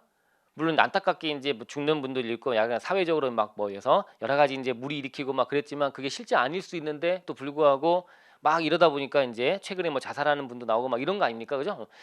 어쨌든 이런 거. 그래서 상속인이 피상속인으로부터 상속받은 상속인이 사망했대요. 이런 경우라면 여기다가는 추가적으로 뭔가 제적기간 연장해서 더 포탈했다고 해서 매기는 걸 하지 않겠다는 거야. 그래서 이때는 봐줄게 쉽게 말하면 죽었으니까. 그다음에 증여자가 수증자에게 살아있을 때 주는 거 아닙니까? 근데 준자와 받은 자가 둘 다 사망한 상태야. 너무 오래 지나갖고 확인한 거야. 30년 만에. 그래도 안나부터 1년간 매길 수 있는 거죠. 계속 따라다니는 거 아닙니까? 따라다니는 거 아닙니까? 따라다니는데 보니까 확인해봤는데 발견됐지만 보니까 둘 다 죽은 상태네. 준 쪽과 받은 쪽이. 그러면 이거는 매기지 말자는 거야. 이런 개념이야. 그래서 이거 안 해버리면 이미 제척기한 지나버린 상태니까 납세분 소멸된 상태야. 그 못 매기는 거지. 안 매기겠다. 그럼 안 매기겠다. 어차피 다 사망했으니까. 자, 사망하면 끝나네. 그러니까. 그래서 이걸 연결해서 뭐라고 불러 이거를? 평생 제척기간. 안 날부터 1년은 계속 간다는 거 아닙니까? 알았으면 1년이니까. 언제 알은 거야?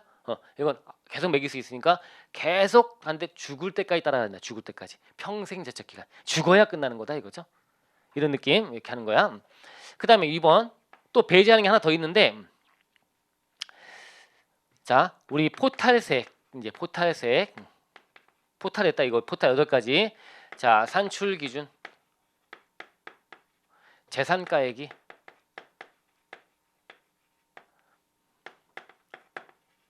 사유 8가지 있죠? 8가지 합계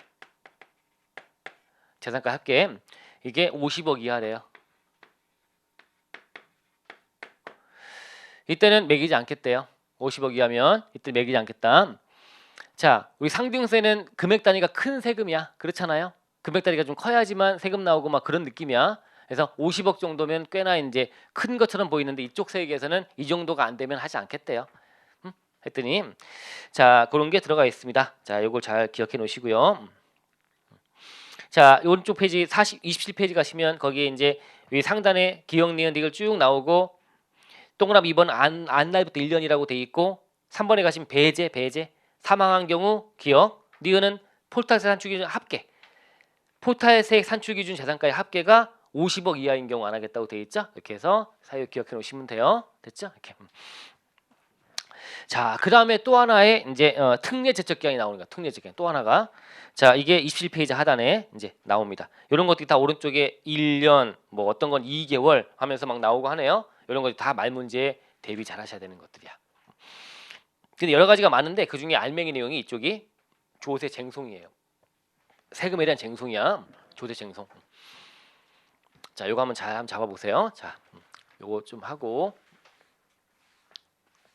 잡고 이제 잘 정리해 보셔야 됩니다.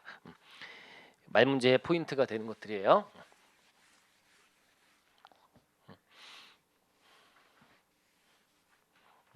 요것도 지우죠.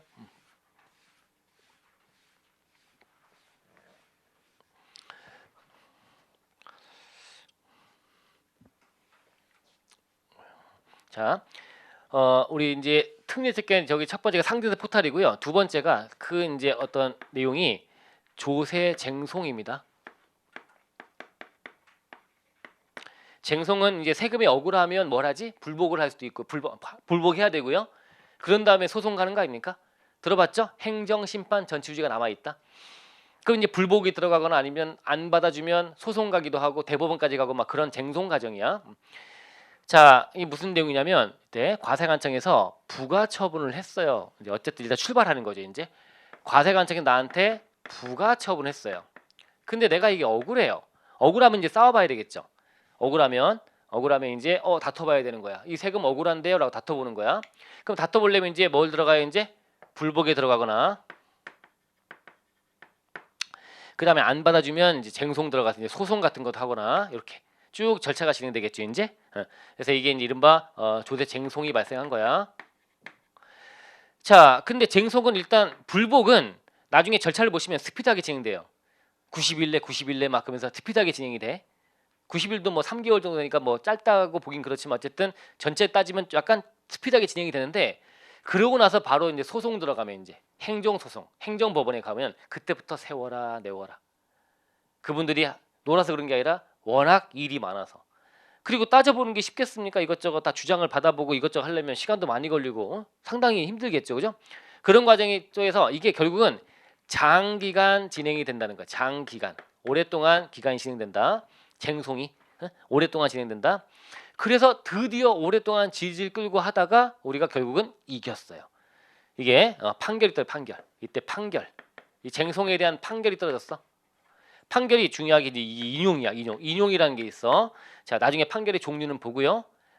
판결 떨어지는 과정에서 야, 너가 지금 억울하다고 왔는데 너는 억울하다고 말할 수 있는 어떤 요건을 충족하지 못했다. 그래서 너가 왔는데 너는 날짜를 90일 내야 되는데 그것도 지키지 못했고 너 92일만에 왔다야. 이런 등등 해버리면 너는 가 그냥 네가 말하는 건 볼 필요 없어. 어차피 너는 형식도 갖추지 못했어. 이게 각하야. 각하. 그다음에 네가 내용을 한 걸 봤어. 이제 봤더니 내용에 들어가서 이제 봤더니 네 주장에 타당하지 않은 것 같은데 이게 이제 기각이야. 그다음에 네 주장이 타당한데 받아줄게. 이게 인용이야. 결국 인용됐을 때 인용. 각하나 기각은 필요 없어. 지금 인용됐어. 인용됐으면 인용은 종류가 이제 어떤 인용 안에 뭐가 있을까? 인용 안에는 인용이 됐는데 인용 안에는 자 그러면 이제 감액 경정을 하거나 감액 경정 금액을 줄이는 거야. 얘가 1,000만 원만큼 날라왔는데 억울해요라고 했더니 그래 이거 확인해봤더니 네 주장이 타당해서 세금은 300만 원만큼 줄이겠다. 700이 맞다. 1000이 아니고 700이다. 이렇게 한다든가 감액 경정. 아니면 아예 세금이 처음부터 없던 거다. 잘못 부과했네. 부과 취소하거나 이렇게 되겠죠. 줄어드는 거죠. 일부 줄이거나 다 줄이거나 이게 이런 것들이 이제 인용이 딱 떨어진 거야. 자 그러면 이제 어떻게 해야 돼요? 보세요. 이때 뭐 뒤에 계속 나오니까 용어. 자 이때 나한테 부가 처분한 게 뭐야? 관할 세무서일 거야. 이게 뭐라 그래? 처분청이라고 그래. 처분청. 그러면 내가 쟁송 들어가면 이걸 심리해보고 확인하는 데를 뭐라 그래? 재결청. 재결청이라고 불러. 이 용어 알아놓자. 조만간 나오니까 볼 거 아닙니까? 처분청이 있고 이제 재결청이 있어요. 처분청과 재결청. 처분청 재결청. 자, 처분 재결청. 자, 그러면 재결청에서 이제 판결 떨어지는 거지 이제. 그러면 결국은 내 세금을 줄이거나 늘리거나 하는 건 누가 해야 돼? 세무서에서 해야 돼요. 즉 처분청이 해야 될 일이야. 재결청은 뭐냐면 내가 억울해요라고 하면 네 주장을 받아보고 세무서의 주장도 받아서 판결해 주는 것뿐이야. 그러면 재결청에서 판결 떨어지면 그대로 딱 되는 게 아니라 그거를 후속적인 절차로 처분청이 나한테 감액 경정하거나 부가치소하는 걸 해야 돼요. 이 자체가 뭐야 이게? 이게 부가권인 거야. 아시겠어요? 심판원, 조세 심판 아니면 뭐 감사원에다가 따지고 감사원에서 딱 그러면 감사원이 그대로 날 바꿔주는 게 아니야. 날 바꿔주는 거는 세무서야. 아시겠죠? 세무서. 자 그러면 재결청이 결정 떨어진 거를 처분청이 그대로 따라야 돼요, 말아야 돼요? 개기면 돼, 안 돼? 안 되죠. 여기 떨어지면 그건 그 다음은 처분청은 해야 돼. 그에 따라서 후속적인 조치를 취해야 되는 거야. 이대로 이 말대로 따라서 해야 되는 겁니다. 이걸 뭐라고 하냐면 기속력이라고 불러. 기속력. 구속한다는 거야. 이 결정이 흐려. 결정이 떨어지면 이걸로 재결정이 떨어지면 이걸로 구속하는 거야. 기속력이라고. 기속력. 아셨죠? 기속 용어 알아야 돼. 어차피 기속력. 기속력. 자, 그 상황이다. 자, 그러면 이제 그렇게 진행이 돼야 되는데 문제는 이게 장기간 진행되다 보니까 요때 제척 기간이 이 국세 부과에 대한 제척 기간이 지금 우리 보시는 이게 만료가 돼 버렸어. 그럼 어떻게 돼요? 제척 기간 만료가 돼 버리면 그러면 이때 이제 판결 떨어졌어. 인용 판결. 네 말이 맞다. 감액 경정 부가 취소라고 딱 떨어지고 이제 이거를 여기다 보냈더니 처분청이 뭐라 그래? 처분청이 박수를 막 치는 거야. 축하드린다고. 응?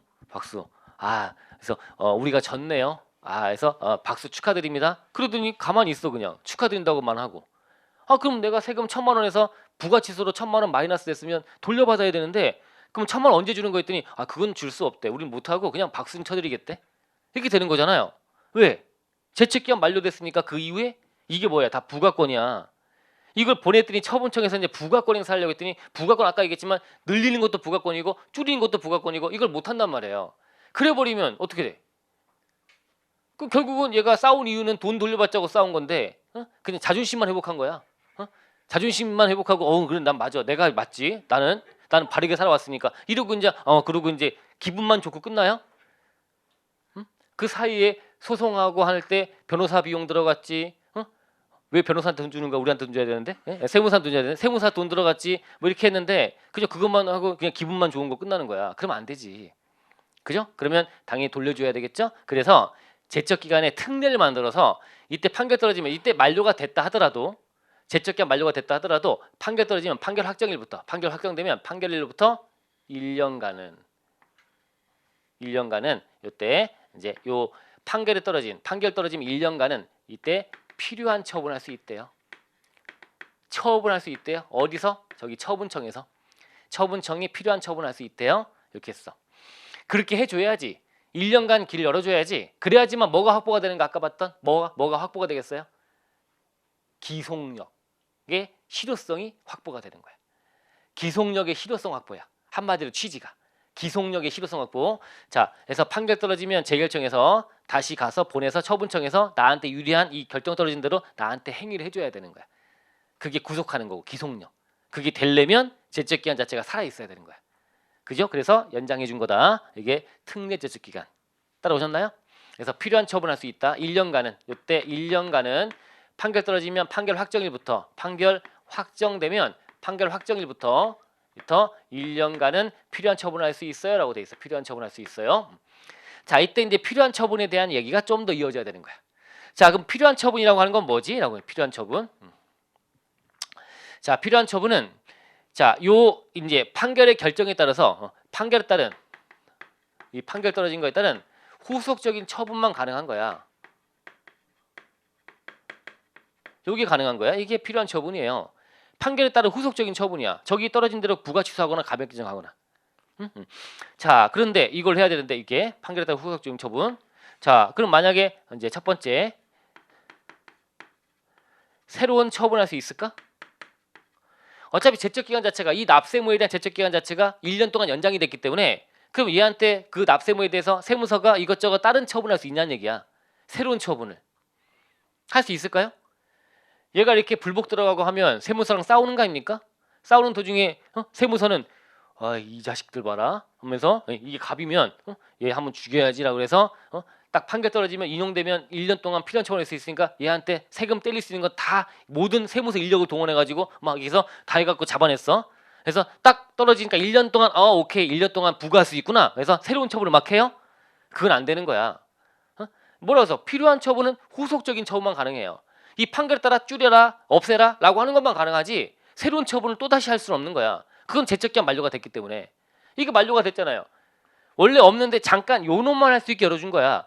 요 놈에 대한 필요한 처분만 할 수 있게 열어준 거지 그냥 원래 제적기한 자체가 연장된 건 아니야.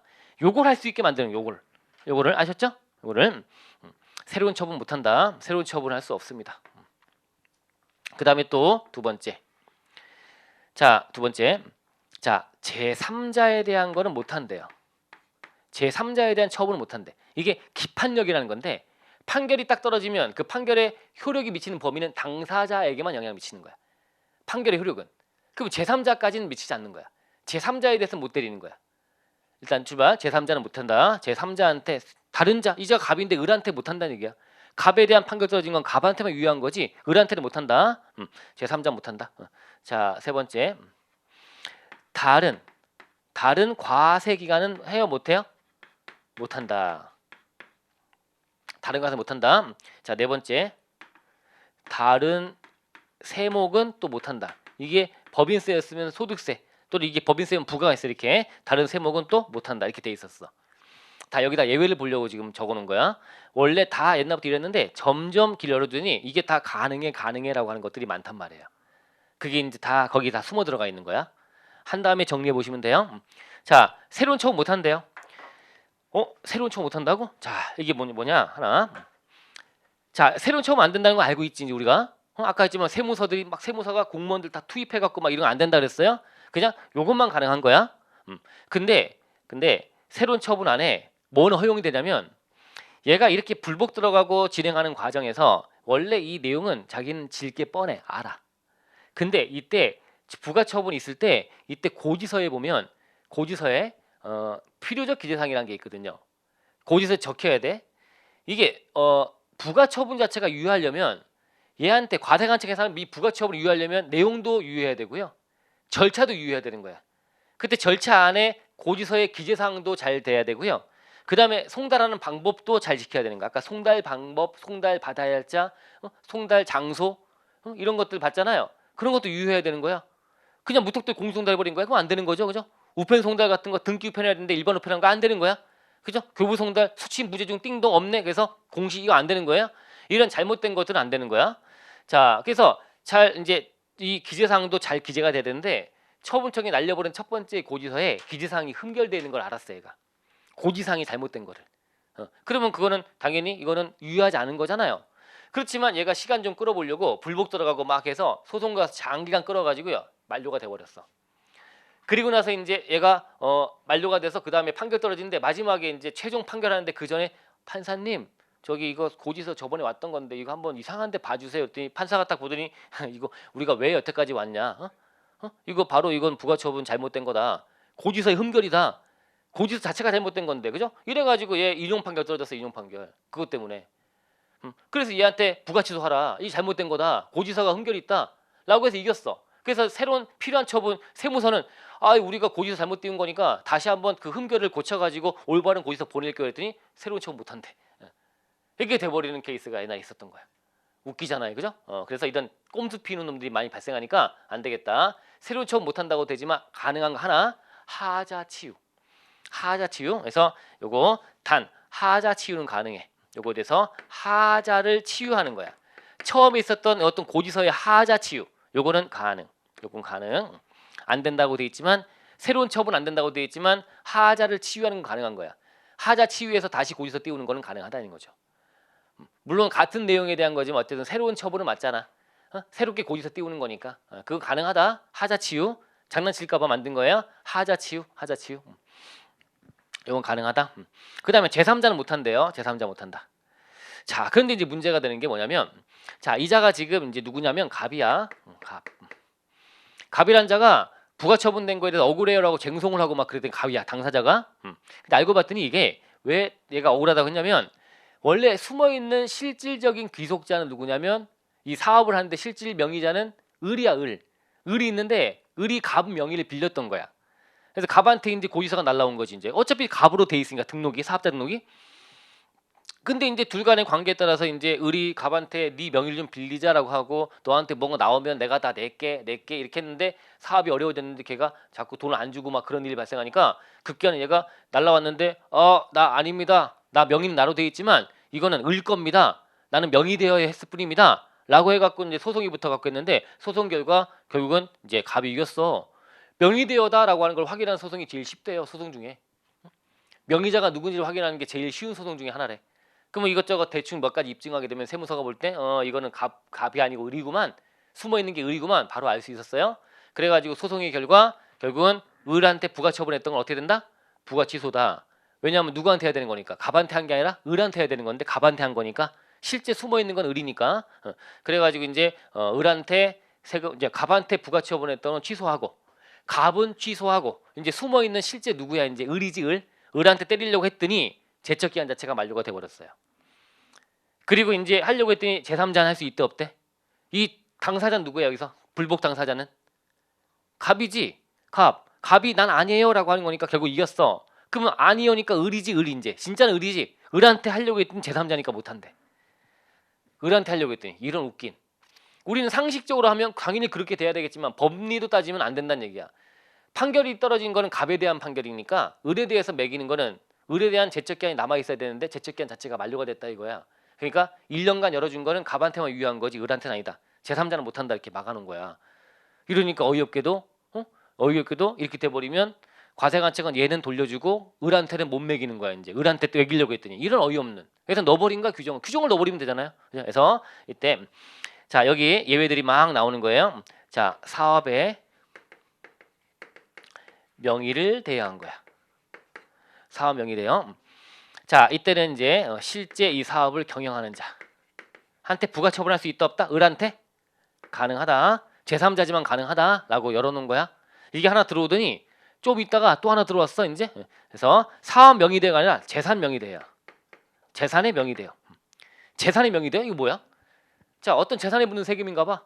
갑한테 세금을 때렸더니 갑이 재산 내 거 아닌데 나는 명의만 빌려준 건데 이건 을 건데 재산이 사업이 아니고 이제 재산이야. 아까는 사업이었고 똑같은 상황이죠. 사업의 명의를 갑으로 하든 재산의 명의를 갑으로 하든 을이 숨어가지고 했다면 을한테 매길 수 있어야 되겠죠. 근데 물원상 사업 명의대에만 들어가 있었던 거야. 그 재산 명의대가 없다 보니까 이것도 못 매기네. 안 되겠다 싶어서 또 규정을 개정한 거야. 넣어버린 거야. 재산 명의대여라고. 그러면 사실상 요놈에 대한 사실상 귀속자. 재산이 귀속되는 자. 그자한테 매길 수 있다 없다? 매긴다는 거예요. 가능하다. 제3자지만 따라오셨나요? 제3자지만 가능하다. 실질에 따라서 이자들한테 세금 때리는 거 가능하게 만들어 준 거야. 자 또는 이제 하나 더 나왔어요. 자 이게 하나 더 나왔어. 하나 더 나와가지고요. 자 여기다가 이제 뭘 얹었냐면 그 비거주잖아. 외국 법인들은 뭐만 과세해요? 비거주자는 국내 원천 소득만 과세하죠. 그 국내 원천 소득에 실질 귀속자가 따로 있는 거예요. 또 이런 똑같은 상황. 국내 원천 소득. 얘가 비거주장의 국내 원천 소득만 과세하잖아. 비거주자 등은 소득에 대해서도 이거를 이제 다른 자한테 올려놓은 거지. 이제 국내 원천 소득에 대해서 이런 것도 똑같이 이렇게 대여 비슷하게 된 거다. 자, 그래서 이것도 이제 실질적인 그에 대한 귀속자한테 때릴 수 있다라고 들어간 거야. 실질 귀속자한테 과세할 수 있다. 이런 느낌을 가져놓으시면 돼요. 이때 원청에서 의무자라고 하는 것도 들어가 있고 막 그런데 그건 이제 법리적으로 이제 나온 문제인데 뭐 1차적으로 뭐 거기가 포인트 삼지 않을 것 같아. 2차 때는 한번 들어보시고 어쨌든 이렇게 이런 게 있다. 따라오셨나요? 자 여기까지 이해하셨죠? 기본적으로 이게 부가처분했던 게 억울해요라고 다투는 과정이 장기간 진행되다 보니까 나한테 이겼어 내가 인용 판결 그래가지고 이제 나한테 감액 경정 등을 해야 되는데 제척기한 만료를 이유로 과세관청이 못해주면 안 되니까 1년간 필요한 처분할 수 있다. 그 필요한 처분의 내용이 그 인용 판결에 따른 후속적인 어떤 처분만 가능한 거다. 라고 하다 보니 새로운 처분은 못해? 제3자는 못해? 그 다음에 다른 과세관 못해? 등 돼 있는데 이게 하나씩 들어온다 이거죠. 가능해? 이렇게 들어갔다 이거죠. 가능해. 그래서 제3자지만 가능해. 자, 그 다음에 다른 과세기한은요. 다른 과세기한 얘가 이제 이 갑이란 자가 억울해요라고 부가처분한 거 억울해요는 이 부가처분에 대해서 자, 이 연도에 대해서 부가처분된 거에 대해서 난 억울해요라고 한 거야. 왜요? 그랬더니 이건 아니고 이때가 아니고 실제는 요때래. 전년도치래. 이 연도가 아니래요. 가반대 과세관청이 부가처분한 거는 이때 X4년도인데 우리 X3년도에라고 주장하는 거예요. 갑이. 그러면 기간기속에 대한 문제 아닙니까? 그건 당연히 불복해갖고 또 싸우는 과정이 장기간 진행되고 딱 가서 보니까 대법원에서 판단해 보니까 이거는 당연히 X4년도가 아니고 이 연도가 맞거든. 귀속이. 그러면 그래 가봐 네 말이 맞다. 이 연도치로 부가처분한 거는 이때 부가취소하시오가 떨어진 거야. 그래서 이 연도치는 부가처분 취소했어요. 부가취소가 됐어. 그럼 이거 제적기간이 이 연도치가 지나버렸어 지금 제적기간이 X4년도가. 그래도 판결 떨어지면 1년간은 필요한 처분할 수 있으니까 이에 대해서 감액 부가취소가 가능해요. 따라오셨나요? 그럼 이걸 부가취소한 다음에 과세관청은 뭘 해야 돼 이제? 이거를 부과해야 할 거 아닙니까 3년도를. 이 연도치가 맞으니까. 이 연도치가 아니고 이 연도치구나 했으니까 이건 맞으니까 이때로 부가처분해야 되는데 이때는 더더군다나 제적기간 만료가 됐겠지. 더 빠르니까. 그러면 얘는 매길 수 있어 없어? 못 매기는 거야. 얘도 지났지만 얘는 지났지만 판결 떨어지면 1년간 할 수 있기 때문에 얘한테 부가취소하는 건 당연히 해야 되는 거니까 했는데 과세관청이 바로 잡아서 이거랑 연결돼 있는 이른바 연동돼 있는 이거에 대해서 부가처분하려고 했더니 이거는 지났다고 못한단 말이야. 원래 그랬단 말이야 옛날에. 이건 너무 어이없지 않느냐. 연결되는 거니까 이것도 같이 할 수 있게 해줘야지. 그래서 규정에 다른 과세관 못한다고 되어 있으나 가능하다. 가능하다. 여기 가능하다. 뭐가 들어온 거예요? 연동된 그죠? 연동된. 다른 과세관 못하지만 이거랑 연동돼 있는 귀속 시기가 연동된 거야? 연동된 의미 아니겠죠? 연동되어 있는 얘처럼 연결돼 있는 4년도가 아니고 3년도인데 이렇게 연결되는 거야. 연동된 다른 과세 기간은 가능하다 이거죠. 연동된 다른 과세가 가능하다. 다른 세목도요 마찬가지야. 다른 세목. 자 이거는 이제 예를 들면 뭐 소득세야. 소득세인데 이게 보니까 뭐 다른 부가세라든가 뭐랑 연동된 거야. 다른 세금 연동된 거야. 그 연동된 것도 가능하게 해줘야 되겠죠? 연동되는 것도 이것도 다른 세목이지만 연동돼 있다. 연결돼 있는 거라면 연동된 다른 세목 가능하다 이렇게 한 거지.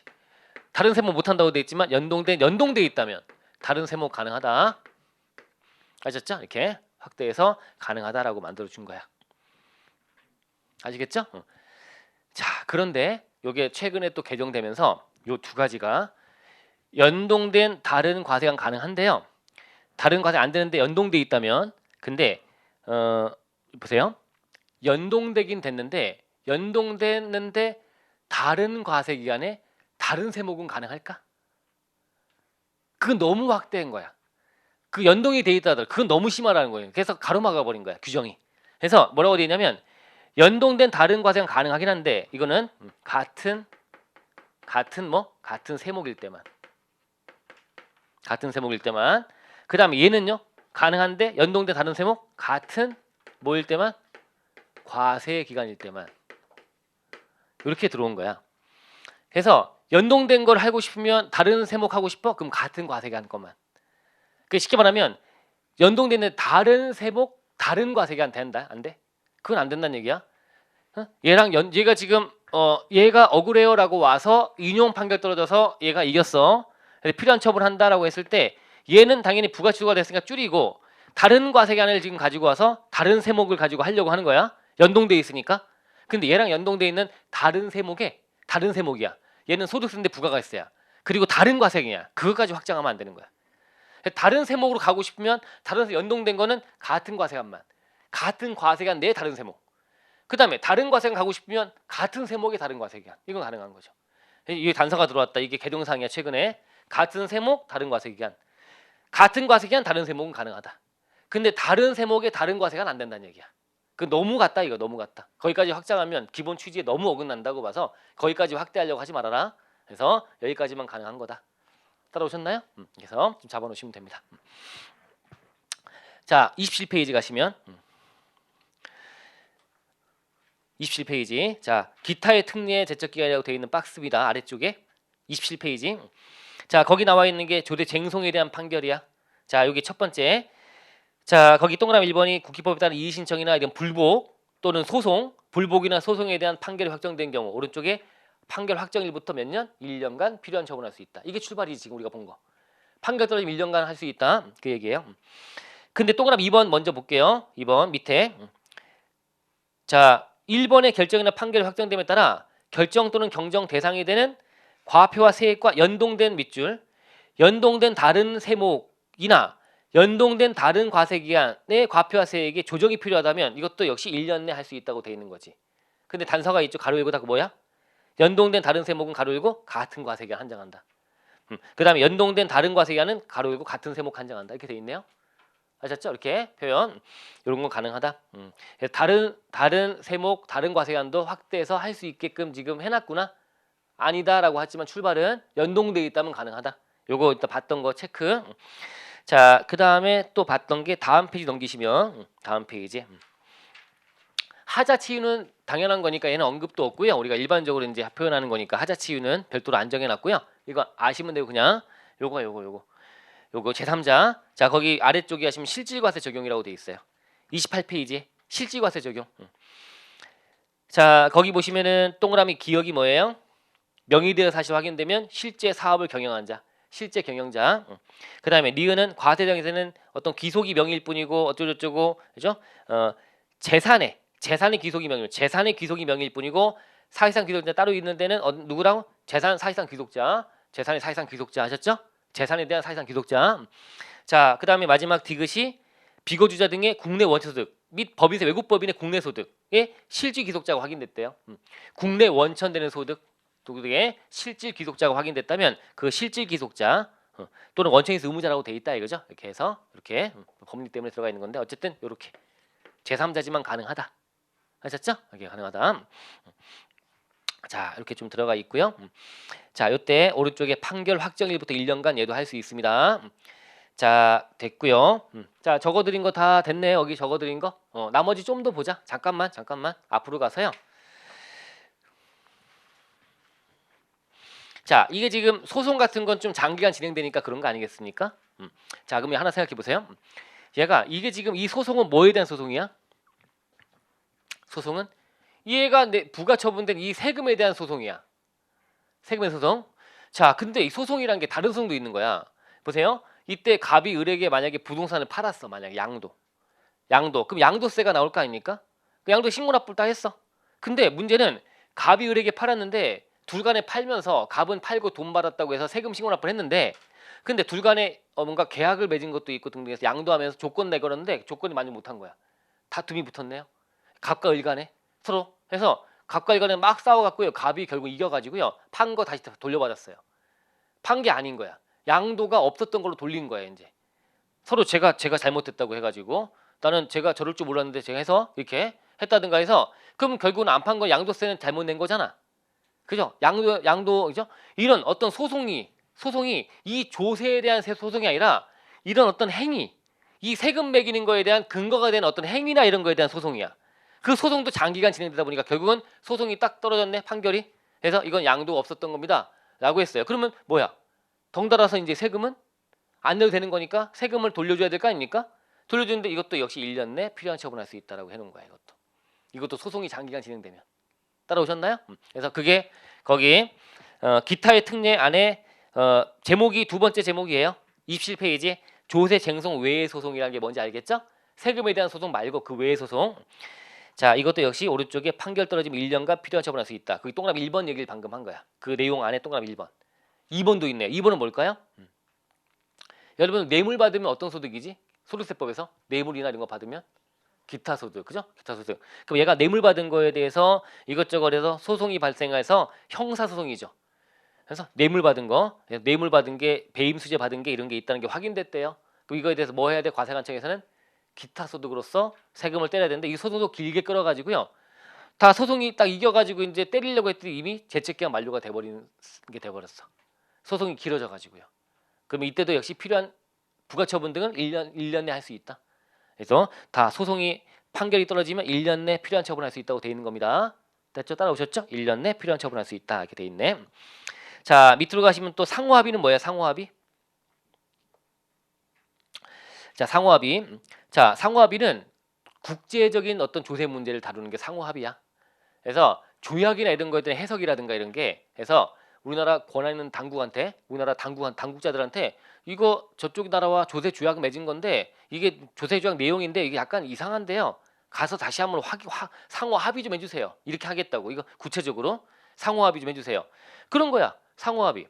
그러면 상호 합의의 결과가 내가 주장했던 거다 이렇게 받아들여가지고 이제 뭔가 내용이 바뀌어 버리면 그에 대한 세금도 달라지는 거 아닙니까? 그죠? 그러면 또 부가권 제척 기한 열어주는 거야. 상호 합의. 상호 합의는 길어질까요? 짧아질까요? 짧을까요? 길까요? 짧을까요? 우리나라 당국자들과 외국의 당국자가 만나서 합의를 해야 되는 거야. 이게 엄청 길겠지. 그죠? 나라마다 뭔가 하는 거는 길잖아. 길어지잖아. 그런 거야. 상호 합의 볼게요. 자, 조세 조약에 부합하지 아니하는 과세 원인. 근데 우리나라와 저쪽 나라 간에 어떤 조약을 맺어놨는데 그게 부합되지 않은 과세 원인 되는 조치가 있는 경우에 그 조치가 있으면 안 날부터 몇 년 동그라미? 3년 이내. 3년. 자, 이게 이상한 어떤 게 있다라고 하는 걸 안 날부터 3년 이내 상호합의가 신청돼야 된대요. 그런 조건이 달라붙네요. 그래서 상호합의 신청을 했고 상호합의가 이루어진 거야. 한참 걸렸겠지.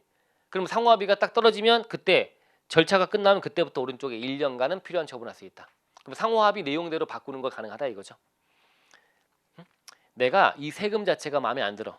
왜냐하면 상호합의 내용의 어떤 내용들의 안에서 약간 애매하고 한 게 있어서 어떤 그런 것 때문에 내가 세금 내는 게 애매한데 냈어 일단. 근데 상호합의 좀 해주세요. 가서 한번 다시 만나서 좀 조정해 보세요. 라고 하는 게 했어. 3년 내에. 3년 내에 딱 했더니 그걸 가지고 이제 상호합의가 진행되다가 결국은 한 10년 정도 끌다가 상호합의가 된 거야. 한참 끌어 이게. 그러고 나서 했더니 제척기간 끝나버렸네. 상호합의는 결국 나한테 유리하게 바뀐 거야. 상호합의가. 그럼 내가 냈던 세금 돌려받는 거 해야 되는데 그죠? 이거 할 수 있다 없다? 못하죠. 제척기간 만료됐으니까. 그러면 안 된다는 얘기야. 그래서 이때도 상호합의 종료되면 1년 내는 필요한 처분할 수 있다. 그렇게 이해하시면 돼요. 아셨죠? 자, 이런 게 어떤 길어져 가지고 나중에 나한테 유리하게 바뀐 거 나오게 되면 그에 따라서 이제 세금을 돌려받거나 등 해야 되는데 그걸 못하게 이것도 부가권이니까 과세관청이 세줘야 되는 건데 그걸 못하게 하면 안 되니까 연장해 주는 거다라고 생각하시면 돼요. 이런 게 있네요. 경정청구 이거는 뒤에 보시면 되고요. 넘기면 돼요. 뒤에 할 거니까 나중에. 자, 그다음에 이제 여객거래네. 여객거래. 이것도 말장난 좀 칩니다. 여객거래. 자, 여객거래와 관련해서 원칙적인 제척기한 지나기 전에 밑줄. 원칙적인 제척기간 자체가 지나기 전에 여객거래가 아까 뭐라 그랬죠? 국제거래 플러스 알파 이런 여객거래에 대해서 출발 제척기간 지나기 전에 시작해야 돼. 제척기간 지난 다음에 시작하면 뭔 의미가 있어요? 그죠? 제척기간 만료가 돼버렸는데 제척기간 끝나기 전에 시작한 거야. 그러면 원칙적인 제척기간 지나기 전에 국조법에 따라서 조세 부과 징수에 필요한 조세 정보를 세금에 대한 정보를 외국의 당국한테 요청을 했대요. 외국의 권한 있는 당국에다가 요청을 해서 조세 정보를 이제 받게 됐대. 요청한 날부터 2년 지나기 전까지. 그러면 지금 내가 이 납세무에 대한 제척 기간 자체가 거의 만료가 다 되고 있어요. 근데 지나면 안 돼. 지나기 전에 뭘 한 거예요? 조세 정보를 외국의 당국한테 요청을 했어요. 요청하면 한참 걸리겠지 또.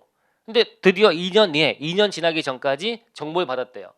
그러면 정보를 받아가지고 이걸 반영해서 하려고 했더니 제척 기간 자체는 만료가 됐겠지 이미. 응? 제척 기간 지나기 직전에 했으니까. 그죠? 그러면 이제 어떻게? 못 하잖아. 그죠? 그러니까 이때도 이렇게 됐다면 오른쪽에 정보를 받은 날부터 1년 내 필요한 처분을 할 수 있대요. 정보를 받은 날부터 1년 내에. 자, 중요한 거 함정 뭐야? 제척 기간 지난 후라고 하면 틀린 거야. 제척 기간 지나기 전에 시작해야 돼. 원칙적인 제척 기간 지나기 전에 출발했어야 돼. 부가권이 살아 있을 때 출발했는데 정보 요구하고 하는 시간이 오래 걸려서 어쨌든 2년 내에 받긴 받지만 제척 기간 끝난 뒤에 받았더라도 1년간은 할 수 있다. 그 얘기입니다. 이렇게 좀 이해하시면 돼요. 자, 개정 딱지 하나 붙어 있네요. 올해 들어왔나 보다. 실효세율의 변경이야. 여러분들은 알아야 될 것도 많아요. 글로벌 최저한세라는 것도 알아야 되는 거예요. 이제 글로벌 최저한세 하지 말까요? 국조법이 나오는 국조법 포기하는 거예요. 글로벌 최저한세. 자, 글로벌 최저한세가 도입이 된대요. 원래 도입을 좀 너무 빨리 한 거 아니냐는 말도 있고 막 그런데 그 이슈가 좀 되는 건데 글로벌 최저한세가 뭘까요? 전 세계적으로 최저한세가 뭐예요, 여러분들? 최저한세? 나라마다 세율 차이 가지고 이제 최소한 이만큼 내라고 하는 게 최저한세예요. 그 우리나라에 어떤 회사가 와 있어. 우리나라에 이제 기업이 하나 있어요. 근데 외국에 자회사가 있는 거야. 근데 외국의 자회사를 만드는데 그 자회사가 있는 그 나라가 세율이 너무 낮은 거야, 세율이. 그럼 나라마다 세율을 막 경쟁에서 낮추려고 할 거라는 거에 대한 인식을 한 거야. 경쟁적으로 세율을 낮출까봐 세율 낮으면 자기 나라로 많이 투자가 유치되고 막 하니까 그런 게 경쟁적으로 할까봐 나라마다 협의해 갖고요. 다 이제 글로벌 최저한세를 낸다는 조약을 맺고 협의가 된 나라들만 하는 거야 서로 간에. 그 나라들이 지금 그렇게 많지 않나 봐. 우리나라는 EU나 뭐 영국이나 뭐 이렇게 돼 있다고 나오는데 어쨌든 그게 협의가 돼서 그러면 이제 우리나라에서 갑이란 회사가 저기 미국 예를 들면 뭐 영국에 가가지고 이제 자회사를 만들었는데 영국에서 그 나라의 실효세율이 너무 낮은 거야. 그러면 이놈들 봐라. 그러면 세금 낮춰가지고 그 나라로 많이 우리나라에 있는 자회사들이 막 넘어가고 막 그러면 그죠? 이러면 우리나라가 안 좋잖아. 그러면 그 최저한세를 내야 되는 그 실효세율과 차이를 우리나라 정부가 걷는 거야 그거를. 우리가 과세권을 그 나라가 세금 덜 매기는 걸 우리가 걷어서 우리가 과세권을 행사해 버릴 수 있는 게 글로벌 최저한세래요. 얼핏 느낌 오죠, 그죠? 이런 거다. 글로벌 전 세계적 글로벌화된에서 최저한세를 적용하는 거다. 자, 그러면 나라마다 실효세율이라는 게 다 있겠네. 근데 자꾸 바뀔 거 아니야 이제 실효세율이. 자, 그래서 그 실효세율이 변경된 거를 어떻게 하다 보니까 나중에 알게 됐나 봐. 그럼 그때부터 1년간은 할 수 있대요. 이런 일이 발생할까 봐 미리미리 준비해 놓은 것 같아. 그래서 오른쪽에 언제부터 실효세율이 변경이 있으면 안 날부터 1년 내에 할 수 있대요. 웃기네요. 변경일부터 1년이 아니고요. 변경된 날과 안 날부터 1년이네요. 말장난 칠 것 같아. 변경된 걸 안 날부터 1년이야. 나오면 딱 요게 포인트야. 변경일부터 1년이라고 하면 틀린 질문 될 거야. 우리 시험에 나온다면 요거 물어볼 것 같아. 제일 중요한 거지 그러니까. 이 제적 기간에 문제를 낸다면 저 같으면 이걸 낼 것 같아요. 변경이 있음을 안 날부터 1년이야. 실효세율이 국가별 실효세율이 변경이 있음을 안 날부터 1년이야. 안 날부터 1년. 잘 잡아놓으세요. 자, 됐네요. 이렇게 했어요. 자, 됐어요. 자, 제적 기간에 대한 내용을 쫙 훑어본 거야. 자, 그래서 소묘시효까지 보고 문제 풀어야 되는 거니까 시간 너무 됐네요. 잠깐 쉬었다가 제적 기간은 밑에 기산일 좀 봐야 돼. 이거 시간 걸리니까 기산일 보고 오른쪽 소묘시효는 좀 간단해요. 짧게 보면 되니까 본 다음에 문제 쫙 풀고 그 다음에 이제 수정신고, 경정청구, 기한신고도 들어갈게요. 잠깐 쉬었다가 진행하겠습니다.